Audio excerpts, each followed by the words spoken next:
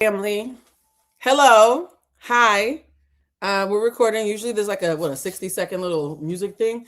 So hey guys, we're not doing the usual live because I'm tired. However, while Bridget and I up here just having some girl time, I decided to do a story time, a reaction story time. Not my story time, somebody else's. You guys loved when I did, what is it, the Danish Deception? Did you ever hear about the Danish Deception? Oh, you missed out. So the Danish Deception was very popular. I've been meaning to do another story time, and you won't believe who's responsible for the story time that I'm doing today. Bad Bunny and Jenna McCarthy. I know. Two names that I hope to never hear in the same sentence again. But it was the day after the Super Bowl. I had fallen down a rabbit hole of all things Benito because I have taste. And I was shocked to see Jenny McCarthy's face pop up. And she said, forget the Super Bowl. Have y'all heard about Phi Red? And I said, now who the hell is Phi Red? And actually, you know what? We're not going to do a long intro because I'm also very tired and want to take a nap after this. I'm just going to play Jenna McCarthy's video and go straight into the story time. As usual, guys, I have not watched this video. I have no idea what we're about to get into. If it's great, you're welcome. If it sucks, my apologies. Okay, let's get into it. I ain't watching a Super Bowl. I'm sitting here waiting for Phi Red to drop episode 11. Come on, girl.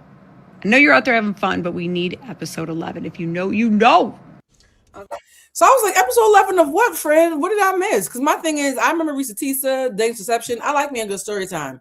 So I intentionally waited about 2 weeks to do this because I wanted to make sure that episode 11 did drop. Apparently, episode 12 has now dropped. So if there's an episode 13, I don't have it. I only have from 1 to 12. And yeah, let's get into it. Again, guys, I have no idea what we're walking into. I'm with a name like Phi Red. Doesn't that sound like she's been outside? Yeah. You want to see how pretty she is? Look, she looks like Aaliyah's mom's family. Let me see Phi Red. It's giving Aaliyah's family. Oh, she's pretty. Yeah, it's a very like. Do I have any videos? Look at this. Like, she's really pretty. She's like naturally pretty. Oh, she's very pretty. Yes. And I saw pictures of her when she was younger. She was like, beautiful, and she got body. Go ahead, girl. Yeah. So apparently, Phi Red has a hating ass best friend. And she looks like Aaliyah's people. Y'all know I don't use Aaliyah's name in vain because y'all won't let that lady rest in peace. So let's see why her best friend was a hating ass bitch. Bridget, you ready? Ready. Not you on this journey with me, child. Yes. Okay. Oh, your hair look cute. I didn't even realize. Bridget's blonde now, y'all. I totally didn't even realize what was happening. You didn't see the hair flip? Wait, do the hair flip again. Wait, do the hair flip? Oh my God, it's so pretty. Oh, we're blonde. Do you know what you look like? You look like you moved back to LA. I mean, yeah, that's the goal. If you have wavy blonde hair and I have Lisa Bonet locks, this is giving LA. Yeah. I'm here for it. Okay. All right, let's get into it. I want to hear this. I'm so nervous. Why? Because I feel like it's going to be some nigga shit. It is. Play it. So part one of the time that my best friend set me up to be unalived, and I was shot 5 times while 18 weeks pregnant. Oh. Okay, so for starters, my best friend is a he, not a she. And Oh! Whoa. Plot twist. I did not see that coming. I didn't either. Still a hating ass bitch. Roll the tape. My best friend was a he too. Oh, Phi. Okay, I'm gonna be triggered now. Okay, sorry guys. I did not. Well, first of all, she got me in the first sentence. Now we stopped in the first sentence. Okay. Shot 5 times?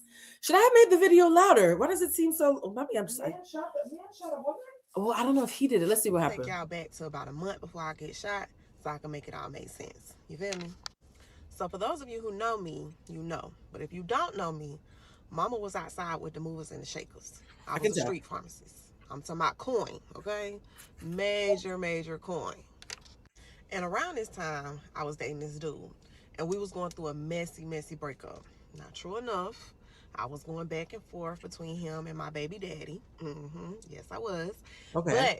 But in my defense, if y'all knew what this nigga had done did to me, y'all would have been scratching drag his ass, sis. And that's just what I was doing.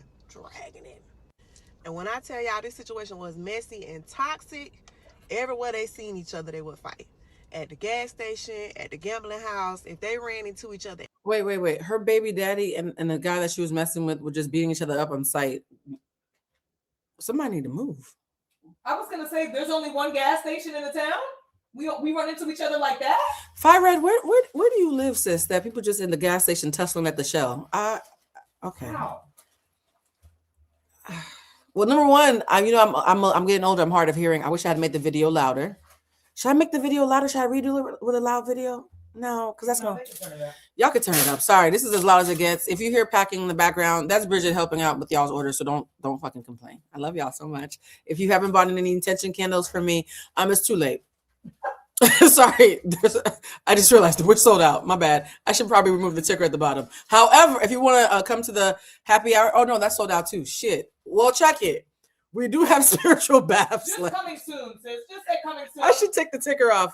Yeah, we only have spiritual baths left. So if you see the ticker at the bottom and after hearing the story time, you feel like you need a spiritual bath, that's all you can get from the link that's flashing. All right, let's watch Fire Red talk about how her baby daddy and her boyfriend beat each other up wherever they go. At church, it was on site.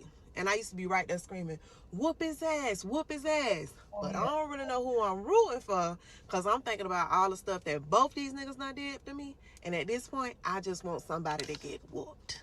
Oh. Okay, so one day, I'm at home, I'm laid up with my baby daddy, and I get a phone call. It's one of my homegirls. And she like, Red, the gambling house just got shot up, and old boy was there, the dude that I'm going through the breakup with. So I'm like, damn, that's crazy. Wait. No, hold on. The dude that she's going through the breakup with was involved in a shootout. And she's laid up with her baby daddy. But you're with your baby daddy? Fine. You're casually saying things that don't feel casual. This is only part one. Okay, I need to have a rule that I'm not gonna keep on stopping this video because is he unalive? And she was like, no, but 2 people got shot. So I'm like, damn, that's crazy. But hey, that ain't got nothing to do with me, shit. So I hang out with her, I roll over, lay back down and get comfortable. Because this is my day off, baby. Ain't none of that got nothing to do with me, you know what I'm saying? But about 45 minutes later, my phone rang. I look at it, it's an unknown number. I send it a voicemail immediately, you feel me? Because I screen phone calls, I don't know about y'all. And then the number calls right back. So I'm like, dang, who is this? So I answer the phone and I put my hello. And they like, this is Detective so-and-so from the police department. Can I speak to so-and-so? So I'm like, this her? What's up? So I'm looking at the phone crazy. Like, what's up? What you want with me? So he was like, we wondering if you could come in and sit down and have a conversation with us. So I'm like, conversation about what? So it was like something about an incident that just occurred. We would just like to talk to you for a moment if you have some time. So I was like, well, I don't know when I'm gonna have some time, but I'll get back with you and I'll let you know when I can come in. I hang up the phone and I look at my baby daddy and I'm like, that was the police department. And he said, police department? For what? And about that time, his phone rung. Same number. The same number? He don't want to answer the phone. But I'm screaming, answer the phone. So he answered the phone, and it's Detective so-and-so from the police department. Can I speak to so-and-so? So he like, yeah, this me. How can I help you? He hit him with the same line he hit me with. Can you come in? We need to talk to you. So my baby daddy give him some about he got to go pick his kids up or something like that. And I'm thinking, pick your kids up, your kid in their sleep. But okay, cool. Tell him what you want to tell him.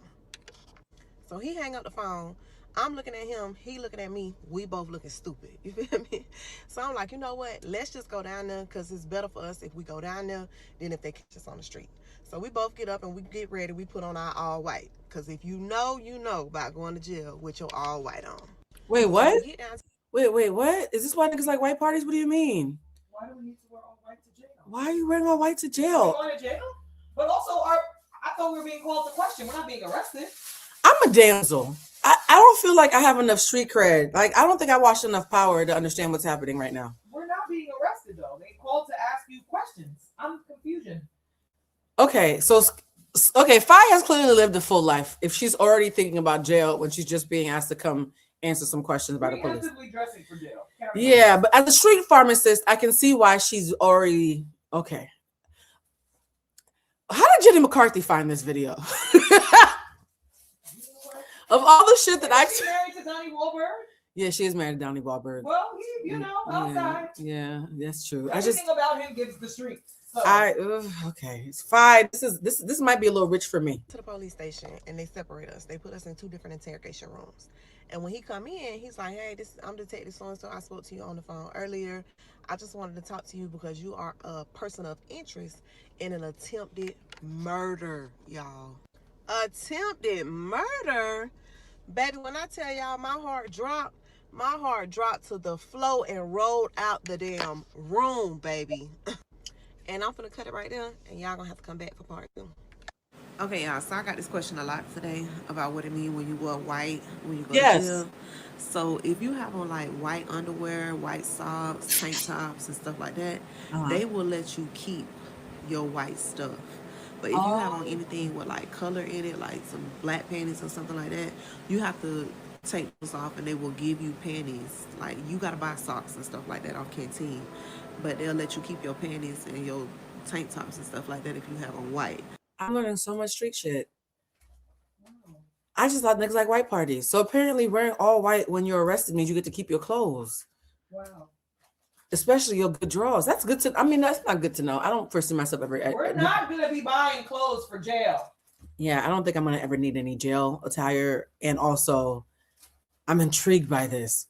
Wow. So anytime I've ever surrendered myself to go to jail, I always make sure I have on like 2 or 3 pairs of panties, tank tops, white bra, without no underwear in it, like a white sports bra, and some white socks. How often have you been so to jail, Fi? at least be comfortable with my own stuff on since I'm gonna be in jail, you know? Okay. Part 2 of when my best friend set me up to be unalived, and I was shot 5 times while 18 weeks pregnant. I'm at the police department, and I'm shaking in my Gucci slippers, you feel me? Because I done did some questionable things in my life, but never nothing to the extent of attempted murder, y'all. Yeah, that's wild. When I gather myself, my first question is, Detective, who I tried to kill? Because the suspense is killing me at this point. So he proceeds to tell me about a shooting that happened earlier that day on the other side of town at a local gambling house. On the inside, whew, mama relaxed a little bit. Whew, baby, I told y'all my homegirl called me earlier that day and gave me the play. But I can't let him know that I know what's going on. So my next question was, well, damn, what happened? How I get in it? Child, apparently, there was 4 people in the house. My ex, the 2 people that run it, and one of my homeboys. I told y'all I was with the movers and the shakers. I'm from a certain set, but I'm good at every hood. I get money everywhere. And the 4th person that was there was one of my homeboys. Where is Fi from? I need to know. Chicago, Atlanta. Where, Sounding like the South. can we hold on? Can we Google where is Fi? Where I never thought I would type this in. Where is Fi Red from? And that's red with 2 D's, y'all. Fi Red CO. Oh no, that might be a Jamaican rapper. That's the wrong Fi Red. Oh. You know what? I don't. Oh, okay. You know what? I'm not gonna Google Fi Red anymore because apparently she does good in every hood. Because a police report just popped up just now. I'm not gonna Google Fi Red anymore. I don't want to ruin the story time for me. I just saw something. Oh, I just saw something that might be a spoiler. Oh, I hate that. Okay, I'm not Googling her anymore. Bridget, do not Google Fi Red. I'm not. Don't Google Fi Red. From my set. They was inside gambling, playing cards. Somebody came, knocked on the door. Boom, boom, boom, boom, boom. When one of the guys that run the gambling house came to open the door, whoever was at the door aired that bitch out. Bop, bop, bop, bop, bop, bop, bop. And 2 people got shot. Damn. Now I'm looking at the detective crazy. Because, baby, why am I here? You still have not told me why I'm here. Yeah, why am I What's going on? Do y'all know this child of God, my ex, told them people that me and my baby daddy shot the gambling house up because we was trying to unalive him. Oh. I can't make that up. Yes, he did, y'all. Yes, he did. This man kept me there for hours, y'all, questioning me about my whereabouts, about the incidences that went on between me and my baby daddy, like just over and over and over again. And he ain't feed me. The only thing he gave me was some water, y'all, and I think it was tap water. Ew. But while I'm in there being questioned, the wheels in my mind go to turning and turning and turning. And by the time I left there, I already had them figured out who did it and why. But it ain't my place to lace them up. You get a paycheck, you're going to have to do your job and earn your paycheck. That was just my mentality at the time, y'all. So now this is where things get sticky, y'all. This is where it Sit gets down and pay attention, because I don't want to lose you, okay? So this is where my best friend come into play. right. The one that set me up. Okay, we get into the meat and potatoes. Now my best friend and my homeboy that was in the spot when it got shot up, they going through it. They got some beef of their own, okay? And this is why they're beefing. My best friend, he got motion. He getting money a certain way. But my homeboy, he done started getting motion the same way as my best friend, and he undercutting him on the prices. And my best friend and his homeboys. Ooh, okay. This is a little bit of street cred I do have. So apparently, let's say her best friend was trying to sell some weed, right? And in Los Angeles, weed is legally obtained, okay? But let's say you're in a place where you're trying to sell weed and it's not legal. And you are known for making a lot of money being the local pusher. And somebody that you're cool with is now trying to be in the same business, but they're fucking with your money. That's what I think she said. Did I miss anything? Because Nope. Okay, so yeah, I just wanted to make sure for all of our non-urban sheltered people that we're all on the same page, because I'm just worried that the police going to ask me to come in for questioning after watching this. This all feels very real all of a sudden. I'm a little nervous. They on some mafia shit. They don't like that. A couple weeks before the shooting, my best friend and his homeboys ran down on my homeboy, stressing, you can't get money in the city no more. You got to find something else to do. Get a job, something. But I know my homeboy, and I know because he from my set, and we don't play that. You ain't going to tell us what to do. Oh. Baby, it's up.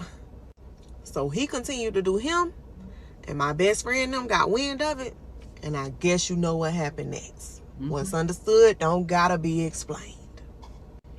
Now, it's about 12, 1 o'clock at night. I'm leaving the police station. When I leave the police station, I drop my baby daddy off, and my first stop is to my best friend, because we gotta talk about this. So when I push up on him, I'm like, guess where I just came from? The police department. I'm a person of interest in a shooting that took place at a gambling house earlier that day. Y'all, his eyes went like this. Then it popped out his head. And I know, what I'm about to say might sound crazy to some of y'all. But I lay it out for him. I ain't gonna say nothing because it ain't my place. But if something happened and I happen to get arrested for this, I know I'm gonna beat it. But while I'm in these people's slammer fighting it, my mama and my baby better be straight. Whatever you got to do, you better do it. I know it sounds crazy, y'all, but I was outside living that life, okay? Okay, so now, y'all gonna have to follow me for part 3. Yeah, she said that to the best friend, not the baby daddy, because I guess the baby daddy was just somebody she was laying with. But the best friend was supposed to be the nigga who's going to hold her down. Well, this is already out of sorts. Carry on. As someone who has had a male best friend for 29 years, I thought the construction worker said that they were taking off till tomorrow. Maybe just going to the unit downstairs. Sorry, guys. As if you're not new here, you know there's construction happening next to my house, so I apologize if you can hear any drills in the background. Y'all miss me? Part 3 of when my best friend set me up to be unalive, and I was shot 5 times while 18 weeks pregnant. Okay, y'all, so the next couple of days after I went and hollered at my best friend, I got sick as fuck. I'm talking about throwing up. I ain't want to get out the bed. Morning sickness. Just felt like trash. And in the back of my mind, I knew I was pregnant. But I'm hoping that I'm not, because I've been playing a dangerous game for the last couple of months, going back and forth between my baby daddy and my ex. Oh. But me being young and dumb, and I'm so scared, I'm stressing I ain't even finna take no test. I'm just finna wait for my cycle to come on. You feel me? And meanwhile, through the midst of all this, I'm going back and forth to court because mama was just in her all white a couple months back because I caught a charge. So when I go to court, they offering me 3 years probation or 1 year in prison. And I can't go to prison. I might be pregnant. So probation it is. So a couple of the stipulations of my probation is I can't leave the county where I live at without my probation officer's approval. And the county that I get money in is not the county that I live in. You never eat where you should. You feel me? Mm-hmm. And I got a 9 o'clock curfew, y'all. How I'm supposed to get money like this? I have a 9 o'clock curfew. That's a little different. I don't mind being home by 9. That's a good time. I'm not saying that I'd be the perfect person for probation, but the way I'm currently living my life, I could be home by 9 every night. Very. So I come up with a plan. I go hustle during the daytime. I'm being real discreet. Wait, your plan wasn't to just stop doing crime? Oh, wait a minute. Wait, Fi, if you were just wearing all white a couple weeks ago and you might be pregnant. Carry on. I wonder how her probation officer feels about her making this video series. Now I'm concerned about her safety. I'm in and out the city, catching my plays.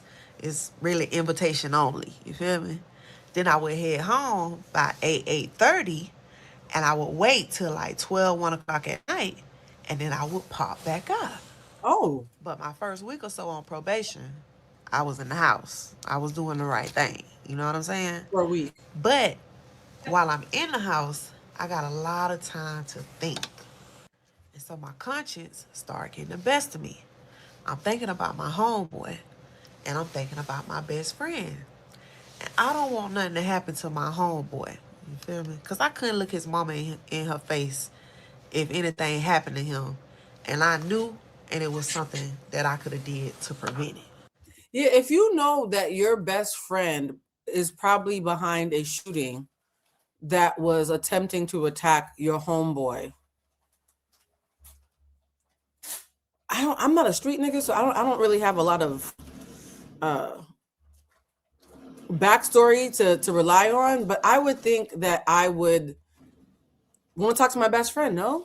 Yes. Like, hey, please don't kill my friend. Yeah. Is that am I being a damsel? Is that naive?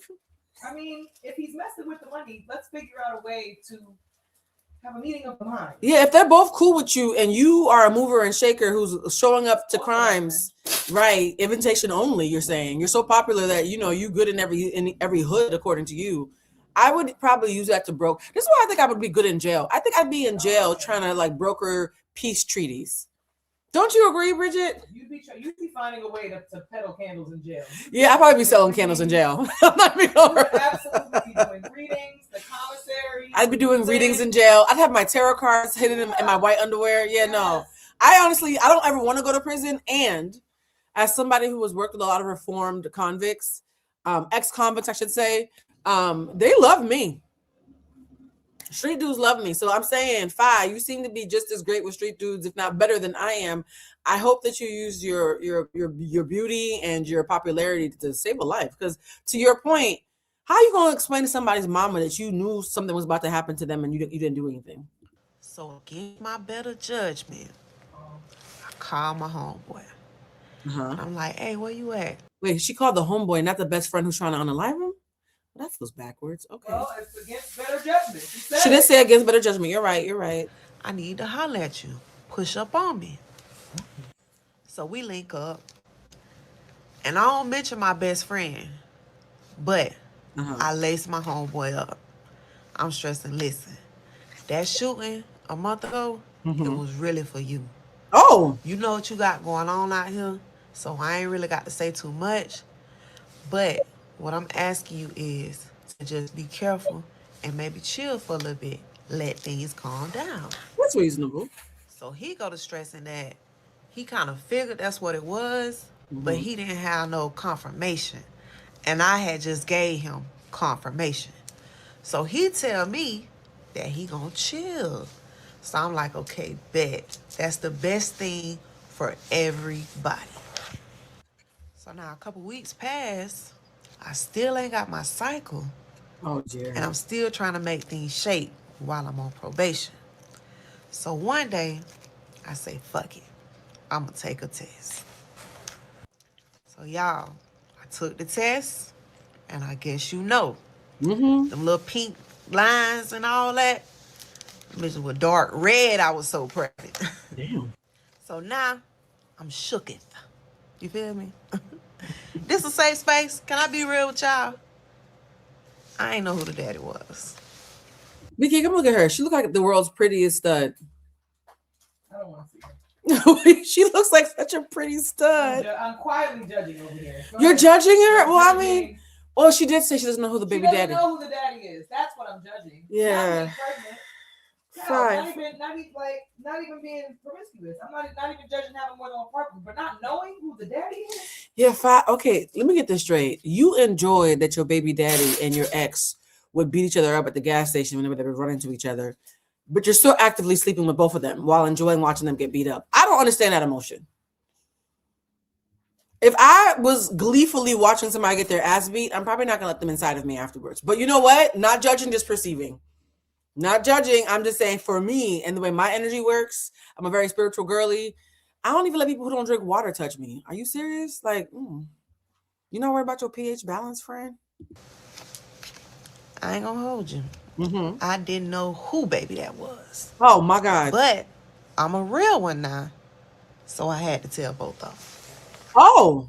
So I keep it G. Now I had a conversation. You telling two street niggas that it's a toss-up about whose baby it is. I know y'all been quietly dating and beat each other up at the gas station. But by the way, one of y'all got a baby on the way. Not okay. I don't know who the Yo, no, I'm the pappy. You living on the edge, friend. With both of them. Y'all can only imagine how them conversations went, baby. I was there, pussy hole, dog ass hole, mutt ass bitch. Oh.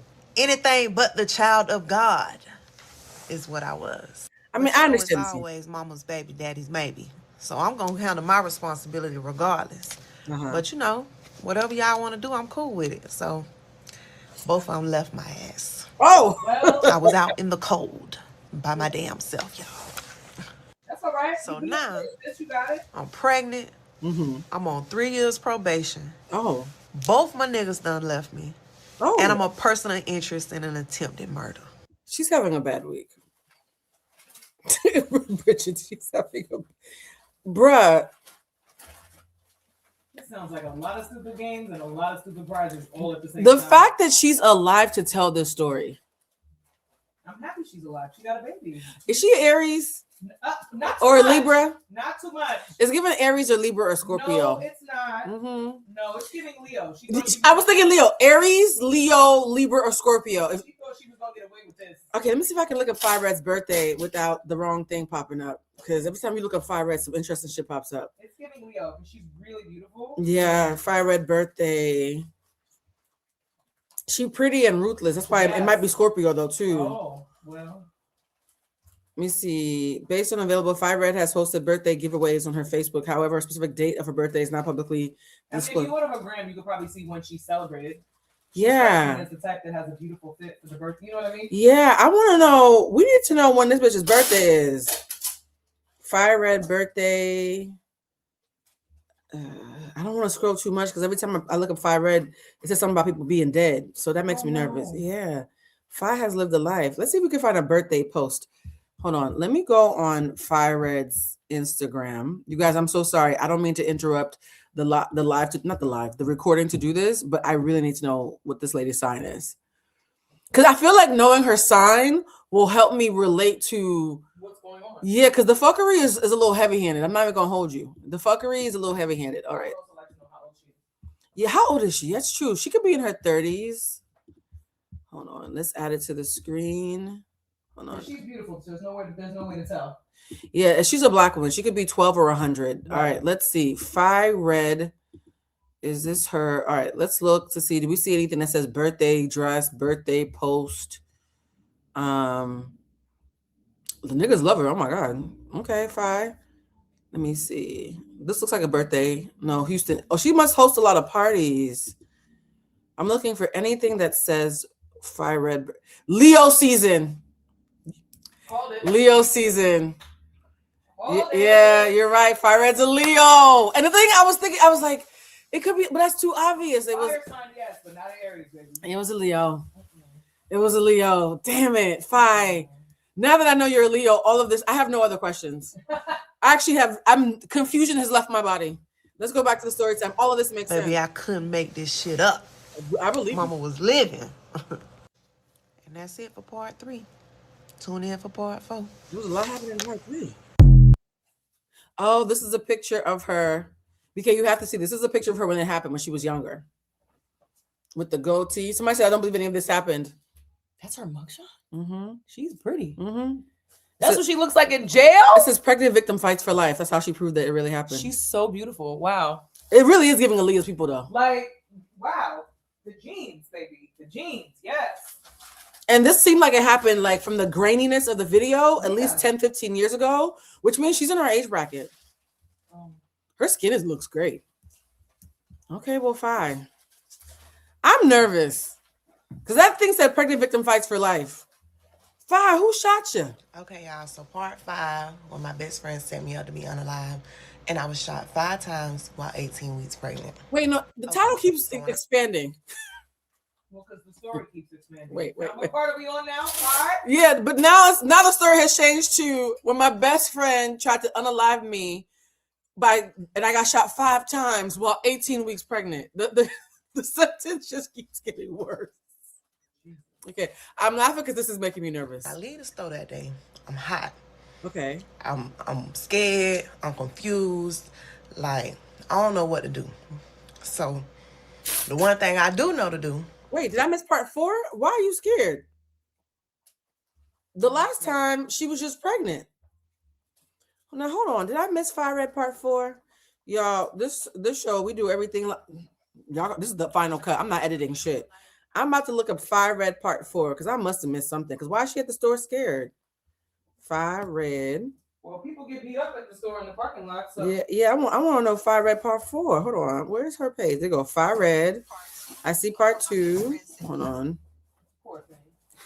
Something must have happened in part 4 because why is she at the store scared? Part 11. Damn, there's a lot of parts. Oh, I just saw something. That's heartbreaking. What is the difference between? Okay. Part 4 of when my best friend set me up to be unalive. All right, this is part 4. I'm about to download it. While 18 weeks pregnant.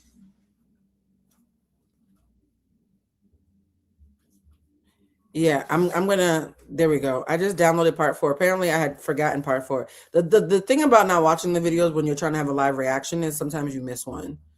Actually, I've never missed one before. This is the first, but still. Let's airdrop this, guys. This is just another reminder. Please stay in school and pay your taxes. And I'm gonna say this is 5-4. And wear white underwear. Wear white underwear at all times. To catch a bitch, catch you slipping, and the ops get you arrested. I feel like honestly, after watching this, I'm gonna go buy some white underwear. Yeah. I really feel like I hope I never need it, and also if I has me feeling like as a grown lady, I need more white underwear. Part 4 of when my best friend set me up to be unalive, and I was shot 5 times while 18 weeks pregnant. Let's do it. Okay. So at this point, life is lifing, baby. I mean, whooping my ass. But hey, I still got to get to the money.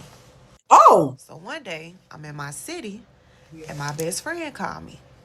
His car in the shop getting painted, and he's stressing he just dropped his rental off.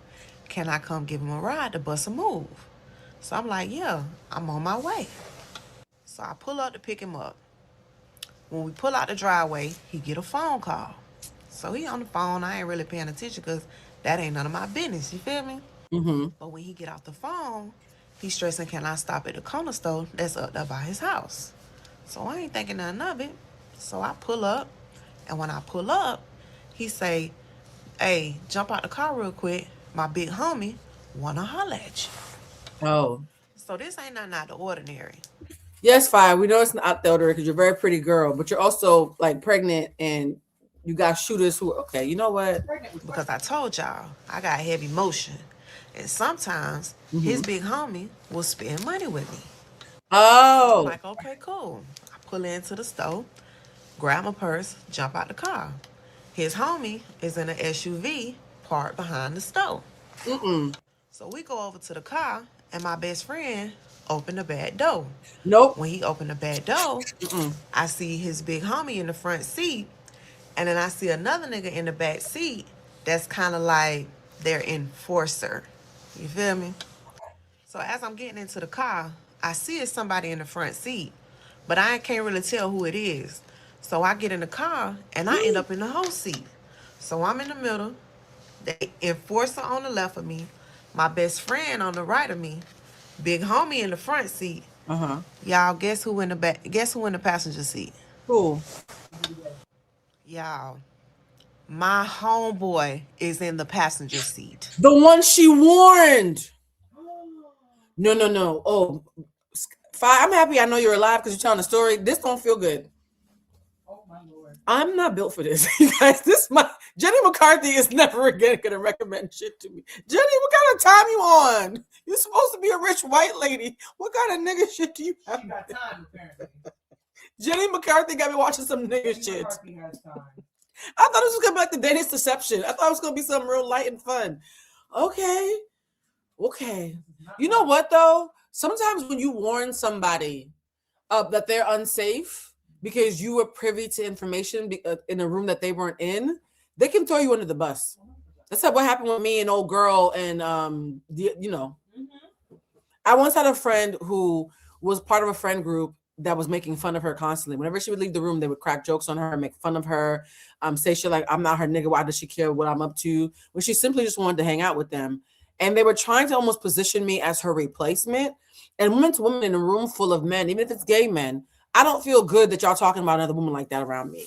So I went to her one day and said, hey, I just need you to know, you keep saying these are your brothers, but when you leave the room, they talk about you crazy. And it's heartbreaking watching you re-enter the room, sensing something off, being clearly confused.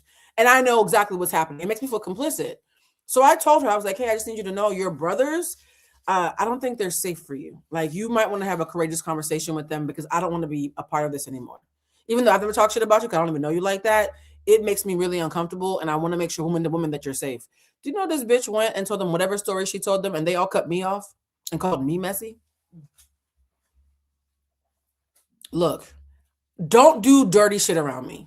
If we are people and I have your back, that's one thing. But if you are being a bully and I'm telling you I don't like that shit, I'm not a good person to involve. I don't want to be a part of a gang. So it feels like Fi might have found herself in a similar situation where her looking out for her friend, somehow she got thrown under the bus. I don't like that. She'll let them shoot that nigga.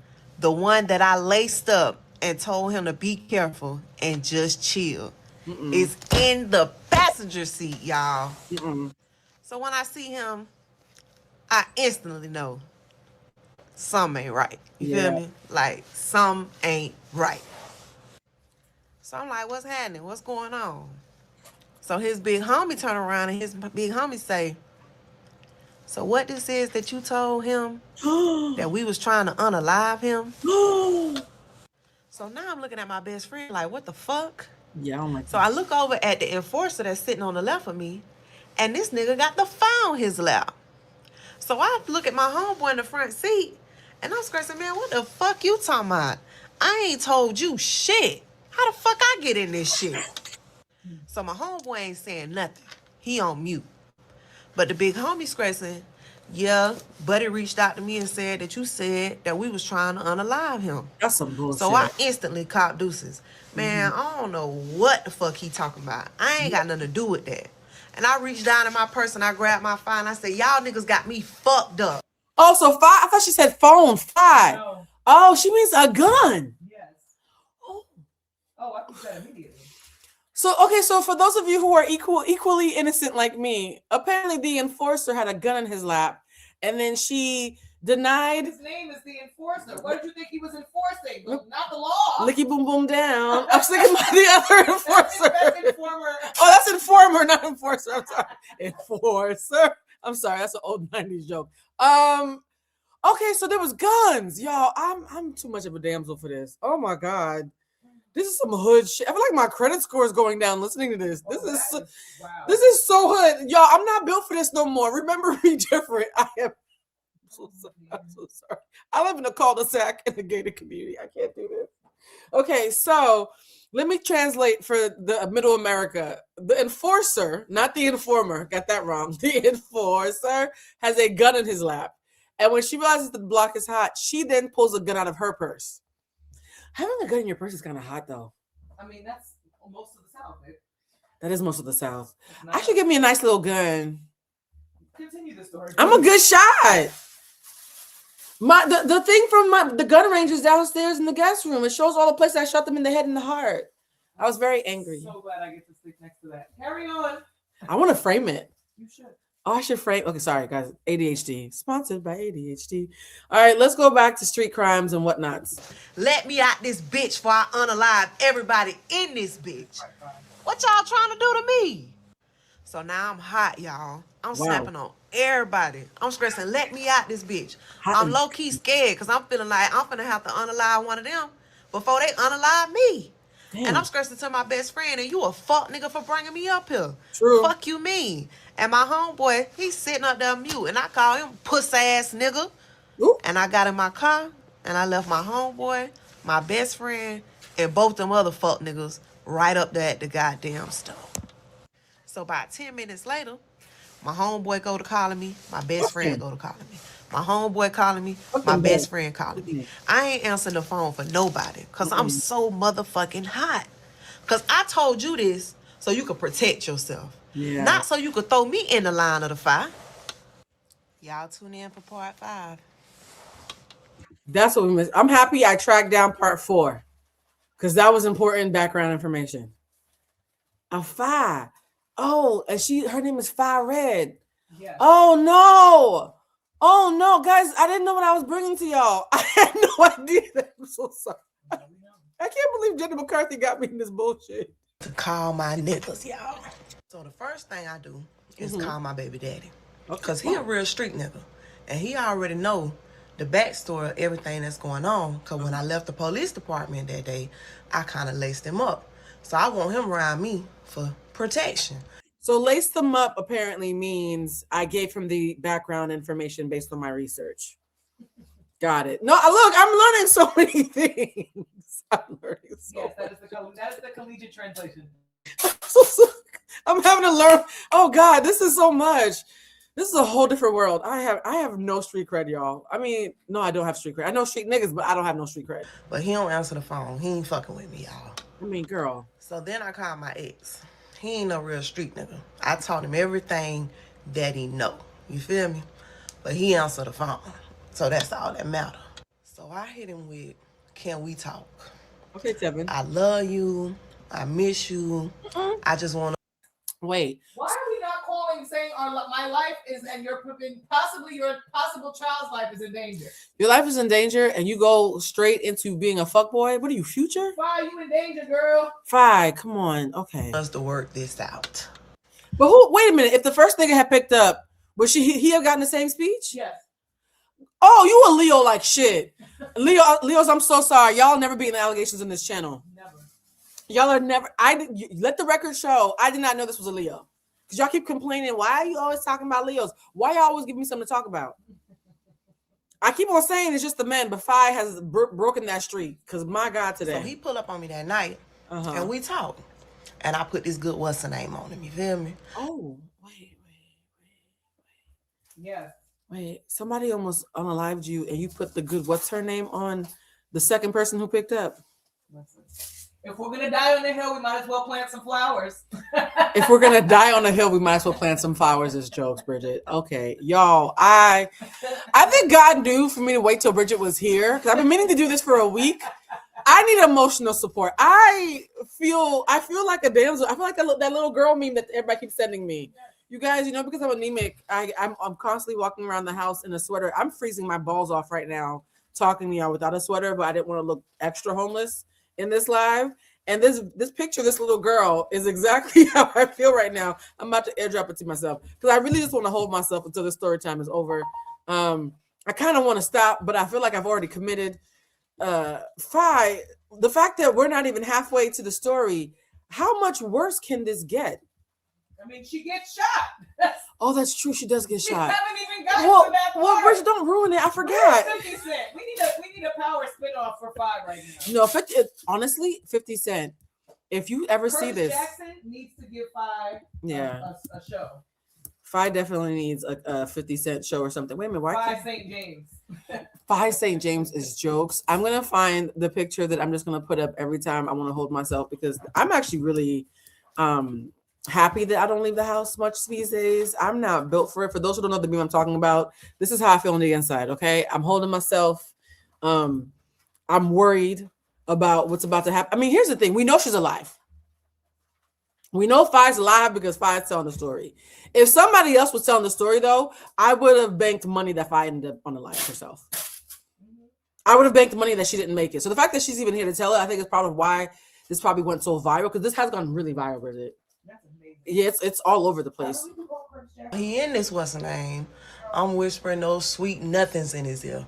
Babe, I love you. I miss you. You know this your baby. I still don't know who baby this is, y'all. Come back home. And nigga so easy. Boom. We right back together. You feel me? Leos. Leos. I used to say it was only Leo men. Nah. Leo ladies, I'm so sorry. This is not looking good for y'all. We thought Sages were having a hard time. Sag women have been getting their asses whooped thanks to Nikki and Tyra. She was almost shot in the backseat of a car, and the first thing she went to do was throw some pussy. You know what, girl? Get your man back. I'm not even mad at you. Babe, I love you. You my everything. Okay, I can't. Okay. Yeah, you the pappy. I'm here for it. Phi, she's talking about, I don't know who the fuck the baby this is, but tonight it's his. Phi, you can't say that. Oh my God, you cannot say that. I'm starting to understand why she got shot 5 times though. Okay. No, I'm not condoning it. Oh my God. No, I'm not condoning it. No. Oh my God. I didn't mean like that. I'm just saying that like it's not shocking that living like this will get you okay. Y'all, I'm just making bad decision after bad decision at this point. I don't know what the hell I was doing. You know what I'm saying? I'm just doing shit. So over the next couple of days, me and my ex get locked back in. But I ain't really even tiptoeing through the city at this point. I'm chilling, because I don't know what the hell. You're also on probation, babe. So you should have been chilling to begin with. Can we just point that out? Like, you're also on 3 years probation. Going on. Now, my homeboy, he done gave up getting in contact with me. But my best friend, he's still calling. He's still texting. We need to talk. He need to explain, blah, blah, blah, blah, blah. But I ain't even really trying to hear that. You know what I'm saying? So where I'm from, my family own a restaurant. So my best friend pull up to my family restaurant and holler at my old girl. He telling her that he trying to get in contact with me, but he ain't been able to get me. Can she have me call him? Nope. So my mama know I'm outside. So she get worried. So she called me and she like, you okay? Such and such just left here. He say he can't get in contact with you. What's going on? So I'm like, nothing, Ma. I just been busy. You know, my mama know I'm outside, but she don't know I'm outside. Because my people ain't like that, y'all. Like, I want to make that clear. My family, they not on what I'm on. So now I'm like, damn, let me reach out to this nigga, because now he get my mommy and my daddy involved. You know what I'm saying? So I call him. He's stressing, can we meet up? So I go holler at him. And we have it out, y'all. I'm stressing, you a fuck nigga. Why would you do that to me? Like, I would never do you like that. Come on, man. But he's stressing. He didn't know that was finna go down like that. He's stressing, they know how close we is. Do you really think that they would have told me that was finna happen? So this is my best friend, y'all. So after a little bit, I folded. You know what I'm saying? Bad decision after bad decision. Damn, you So I'm like, okay, cool. I ain't sweating it no more, because I know what I did and didn't do, even though I did. So fuck it. And we kind of like let sleeping dogs lie. So life kind of getting back to normal. Well, what you would call normal. And one day my homegirl called me and she like, hey, I'm cooking today, friend. Pull up. Everybody know I'm pregnant, so shit, I'm ready to eat. So I pull up and I'm chilling. While I'm there, my best friend called me. And he calls me for a ride. And at the last time... Yeah, the last time this nigga wanted a ride, he needs to get an Uber. He needs to start getting Ubers. If the last time I gave you a ride, no. Get an Uber. No, hold on for a second. Did I see the video skip? Oh, God, I hope this is not one of those situations when the Wi-Fi is acting up.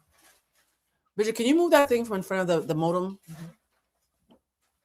Everybody keeps telling me that Fios is so great, but they're coming tomorrow because I was complaining about how the Wi-Fi hasn't been as great as everybody kept saying. It's lit up, right? Okay. Yo, if the video is blurry, I apologize. On my end, it looks clear, but what that mean? Let's see. I'm skeptical. So I plan to the left. I'm busy. I'll call you later, see if you done did what you need to do, so forth and so on. Mm-hmm. A couple hours later, he called back to check the temp. You still busy? Can you give me a ride? I play him to the left again. I'm gonna call you when I get done. I'm gonna come get you. Blah, blah, blah, blah, blah. So this how he got me, y'all. He called me back about an hour later and he was like, hey, I don't need the ride to go do that no more. But I do got a play I need to go catch. And it's a major play. If you take me to go catch it, I'll bust it down the middle with you. So they're talking about drugs, huh? There's more drug talk. I don't know. I have a major play, and if you take me to go catch this play, I'll bust it down the middle with you. So I'm assuming it means he's about to go sell some a major shipment of narcotics, and if she gives him a ride, they'll do a 50-50 split. Well, it's not candles. It's definitely not candles. Yeah, they're not selling candles, y'all. I'm learning so much street shit. I'm really learning a lot of street shit today. I'm not sure I want to, but I'm still learning. My greed got me, y'all. Soon as he went to Scratch and he was gonna bust that play down the middle with me, I'm stressing. I'm on the way. Give me 5 minutes. It's already getting close to my curfew. So I'm like, okay, I'm gonna go ahead and do that now. And I'm gonna shoot home. And then I'm gonna pop back out later. Because it's a major party going on where my ex live. So I grab my stuff and I'm headed to the door. All right, But my cousin is there. So she asked me what I'm finna go do. So I'm stressing. I'm finna go catch a play. I'm gonna come back out later on the night.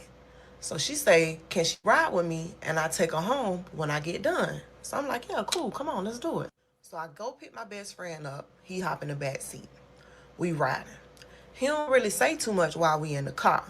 But I figure he know or he think that it's still, a little bit of tension. So we ain't really chopping it up like we usually chop it up. He just kind of telling me where I need to go. So when we get where I need to go, I miss my turn. I go down to the store, I turn around, and I come back. When I pull in, it's some trees and like some bushes on the left. It ain't really lit up. We in a trailer park. So all the lights and stuff is kind of down by the trailer and kind of leading up to the trailer. You feel me? Mm-hmm. So when I pull in and I park. And it's a group of people up by the passenger side of my car. My best friend get out and he go inside the trailer. So while I'm sitting there, it's a girl standing up there. And I hear her say, who is that? So I think she talking about me. So I go to let my window down to tell her, don't worry about who the fuck this is. I told you, I don't give a fuck. And as I'm letting my window down to tell her, don't worry about who the fuck this is, she kind of looked past my car like, and she say, who the fuck is that? So that makes me look that way too. So when I look that way, I see somebody walking through the bushes. So at first, I ain't thinking nothing of it. It's a baser area. So I'm thinking that it's a baser walking up through the bushes. But as he gets... Oh, a free baser. What other kind of baser is there? Girl, I don't talk like this. Okay. Oh my God, so much illegal activity. Closer, I see that it's the enforcer, y'all. Licky boom boom down. He's back. Oh no, the enforcer is back. Oh no. Y'all, I'm so nervous. I don't like this story time. I don't like it either. Jenny McCarthy, what is wrong with you? Is this what you okay? But why use the same hitman? Have you no originality? Okay. The enforcer is back. As he get closer, he ain't got on no mask. But I see him up in the fire like this. So in my mind, I'm like, fuck. Next thing you know, bah, bah, bah, bah, bah, bah, bah. I'm in that bitch panicking, going crazy. We just screaming, me and my cousin. Ah, ah, ah, ah, ah, ah, ah. So when the shooting stopped, I'm slumped over my cousin's seat like this. So I'm sitting there and I hear this nigga jiggling my door handle, y'all. Jiggling my door handle. So I sit up.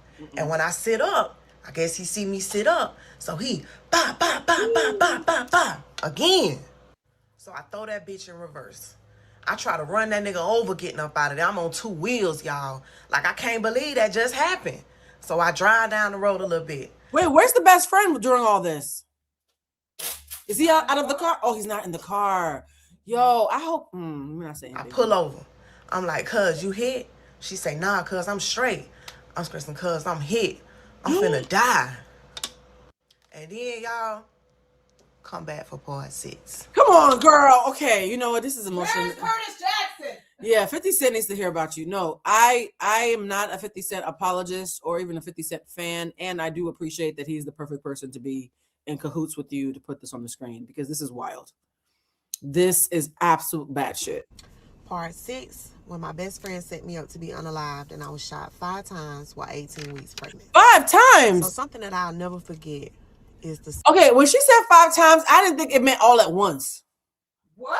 So you thought it came in increments? She got shot twice on Tuesday and 3 times on Wednesday? This is excessive. I really feel like I need a spiritual bath tomorrow because this is a lot. This is a lot, y'all. I did not. Oh, I should have had an edible. Are there any edibles? I feel like I need to take the edge off. Okay. Guys, we're at part 6 of 12. There's 12 parts? Yeah. Okay. Smell of my flesh burning from the bullet holes mixed with the smell of my blood. Oh. So I'm overcome by this smell and I got a cramping pain in my chest, y'all. So I know I'm shot in my chest. So my cousin stressing, you straight, cuz? Where you hit at? I was like, I don't know, cuz, but I'm hit and I can't drive no more. So she said, come on, switch seats with me. So we switched seats and I'm stressing, cuz, just get me to the hospital, please. Just don't let me die in the car. Give them a chance to save me. Just don't let me die in this car, cuz, please. So she hit it. Boom, we out of there. So the first thing I do is go to assessing my injuries because I used to be in nursing school before I caught my first charge. Wait, I used to be in nursing school before I caught my first charge is a lot of it. Okay, there's a lot happening. I hope she went back to nursing school. Yeah, I hope she went back to nursing. Fine. I'm not judging. I'm just processing. It's so much. So I already know that I'm shot in my chest, but I got a terrible pain in my left leg. So when I look down, I notice I'm shot twice in my left leg. Oh, I would have. And one of the bullet holes is maybe a ½ an inch to an inch from my femoral artery. Oh. So I go to filling up my leg and stuff like that, and I realize that I'm shot again, like kind of in my hip butt area. So I lean back on my seat, and when I lean back, I get a shooting pain in my back. So I'm shot in my back too, y'all. Damn, bitch. So now I realize that I'm shot 5 times, y'all. I'm scared. I don't want to die. I'm saying, Lord, please don't let me die. Please don't let me die. Like, I got a 5-year-old son. I'm pregnant. My family need me. Like, please don't let me go out like this. So I go to talking to myself. Bitch, get it together. You got to save yourself. Come on, tighten up. Pull it together. You got to save yourself. So the first thing I do is I calm myself. You got to stay calm, bitch. Because the more excited and the more your heart pump, the more your blood is going to pump. And you Swiss cheese right now, mama. So the more this blood pump, the more it's going to pump out of your body. So just relax. So I turned into MacGyver, y'all. I snatched my purse up. I had a strap on my purse. I snatched the strap off my purse and I made a tourniquet. I tied it around my leg as tight as it would go to cut off the circulation in my leg so the blood wouldn't pump out of the bullet holes that was in my leg. Smart. So I snatched my shirt off. I go to ripping my shirt in half, y'all. I balled that bitch up as tight as it'll go, and I stuffed it down into the bullet hole that was in my back as far as it would go. I was in agonizing pain, y'all. I never felt a pain like this before in my life. Oh, wait, 50 Cent was shot mad times too. Oh, they're kindred. He's 9, you're 5.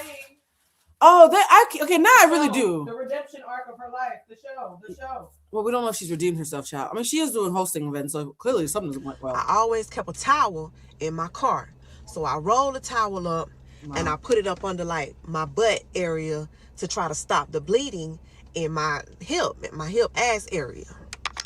So I take what's left of my shirt and I go to wrapping that bitch and balling it up. I'm surprised he didn't shoot her in the head though.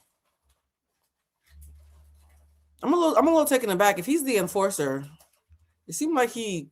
I'm not giving tips about how to assassinate. I'm just saying, like, I'm surprised. And I stuffed it down to the hole that was in my chest. Mm-hmm. And I got all these makeshift bandages, but it just don't seem like the blood is slowing down at all. It's just coming from everywhere, y'all.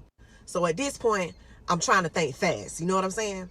So I leaned back on my seat hard as I could, and I leaned over I'm on my side like this, trying to put pressure on all of my wounds. So I take my leg and I put it up on my dashboard like this, and now I'm pushing as hard as I can on my dashboard to push my body up against my seat to try to slow down some of the bleeding. So at this point, I'm crying. My cousin crying. She just screaming, hold on, cuz, I'm going to get you there. I'm going to get you there. When I tell y'all she drove that bitch like a NASCAR driver, y'all, we ran every red light. She drove on the wrong side of the road. We hopped curbs. Baby, we was like 15 minutes from the hospital, and I swear she got me there in like 7 minutes, y'all. Oh, like you. So now I'm thinking like, damn, I need to call somebody. So I go to looking for my phone. So I find my phone, and I pick up my phone, and the first phone call I make, y'all, is to my mama. Hmm. Oh, she crying now. Oh no, Fi, don't Because cry. I want to call my mama, No, don't do this. and I want to tell my mama that I love her It's too many feelings. one last time. And I want to tell my son that I love him one last time. Oh, Fi. And no matter what anybody say about your mama, you go on and you live the best life that you can. Because I'm going to be watching you, and I'm going to be praying over you for the rest of your life. But y'all, my mama didn't answer the phone. Damn. I picked it up. I called again. She didn't answer the phone. So now I'm broken because I'm never going to be able to get to say goodbye to these people that mean so much to me. This is a lot. This is a lot.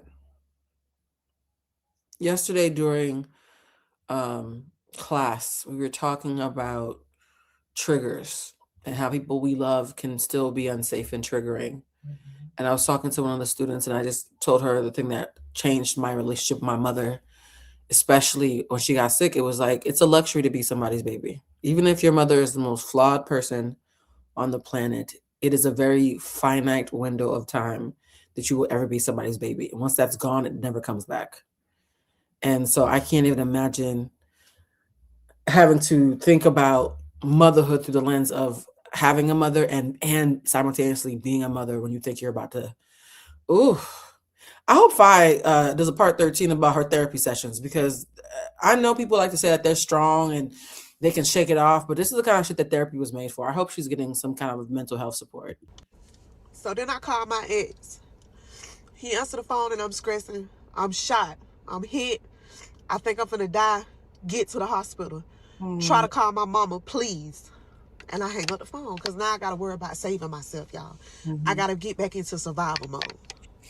So we driving, and I see the lights for the hospital. I'm like, okay, we here.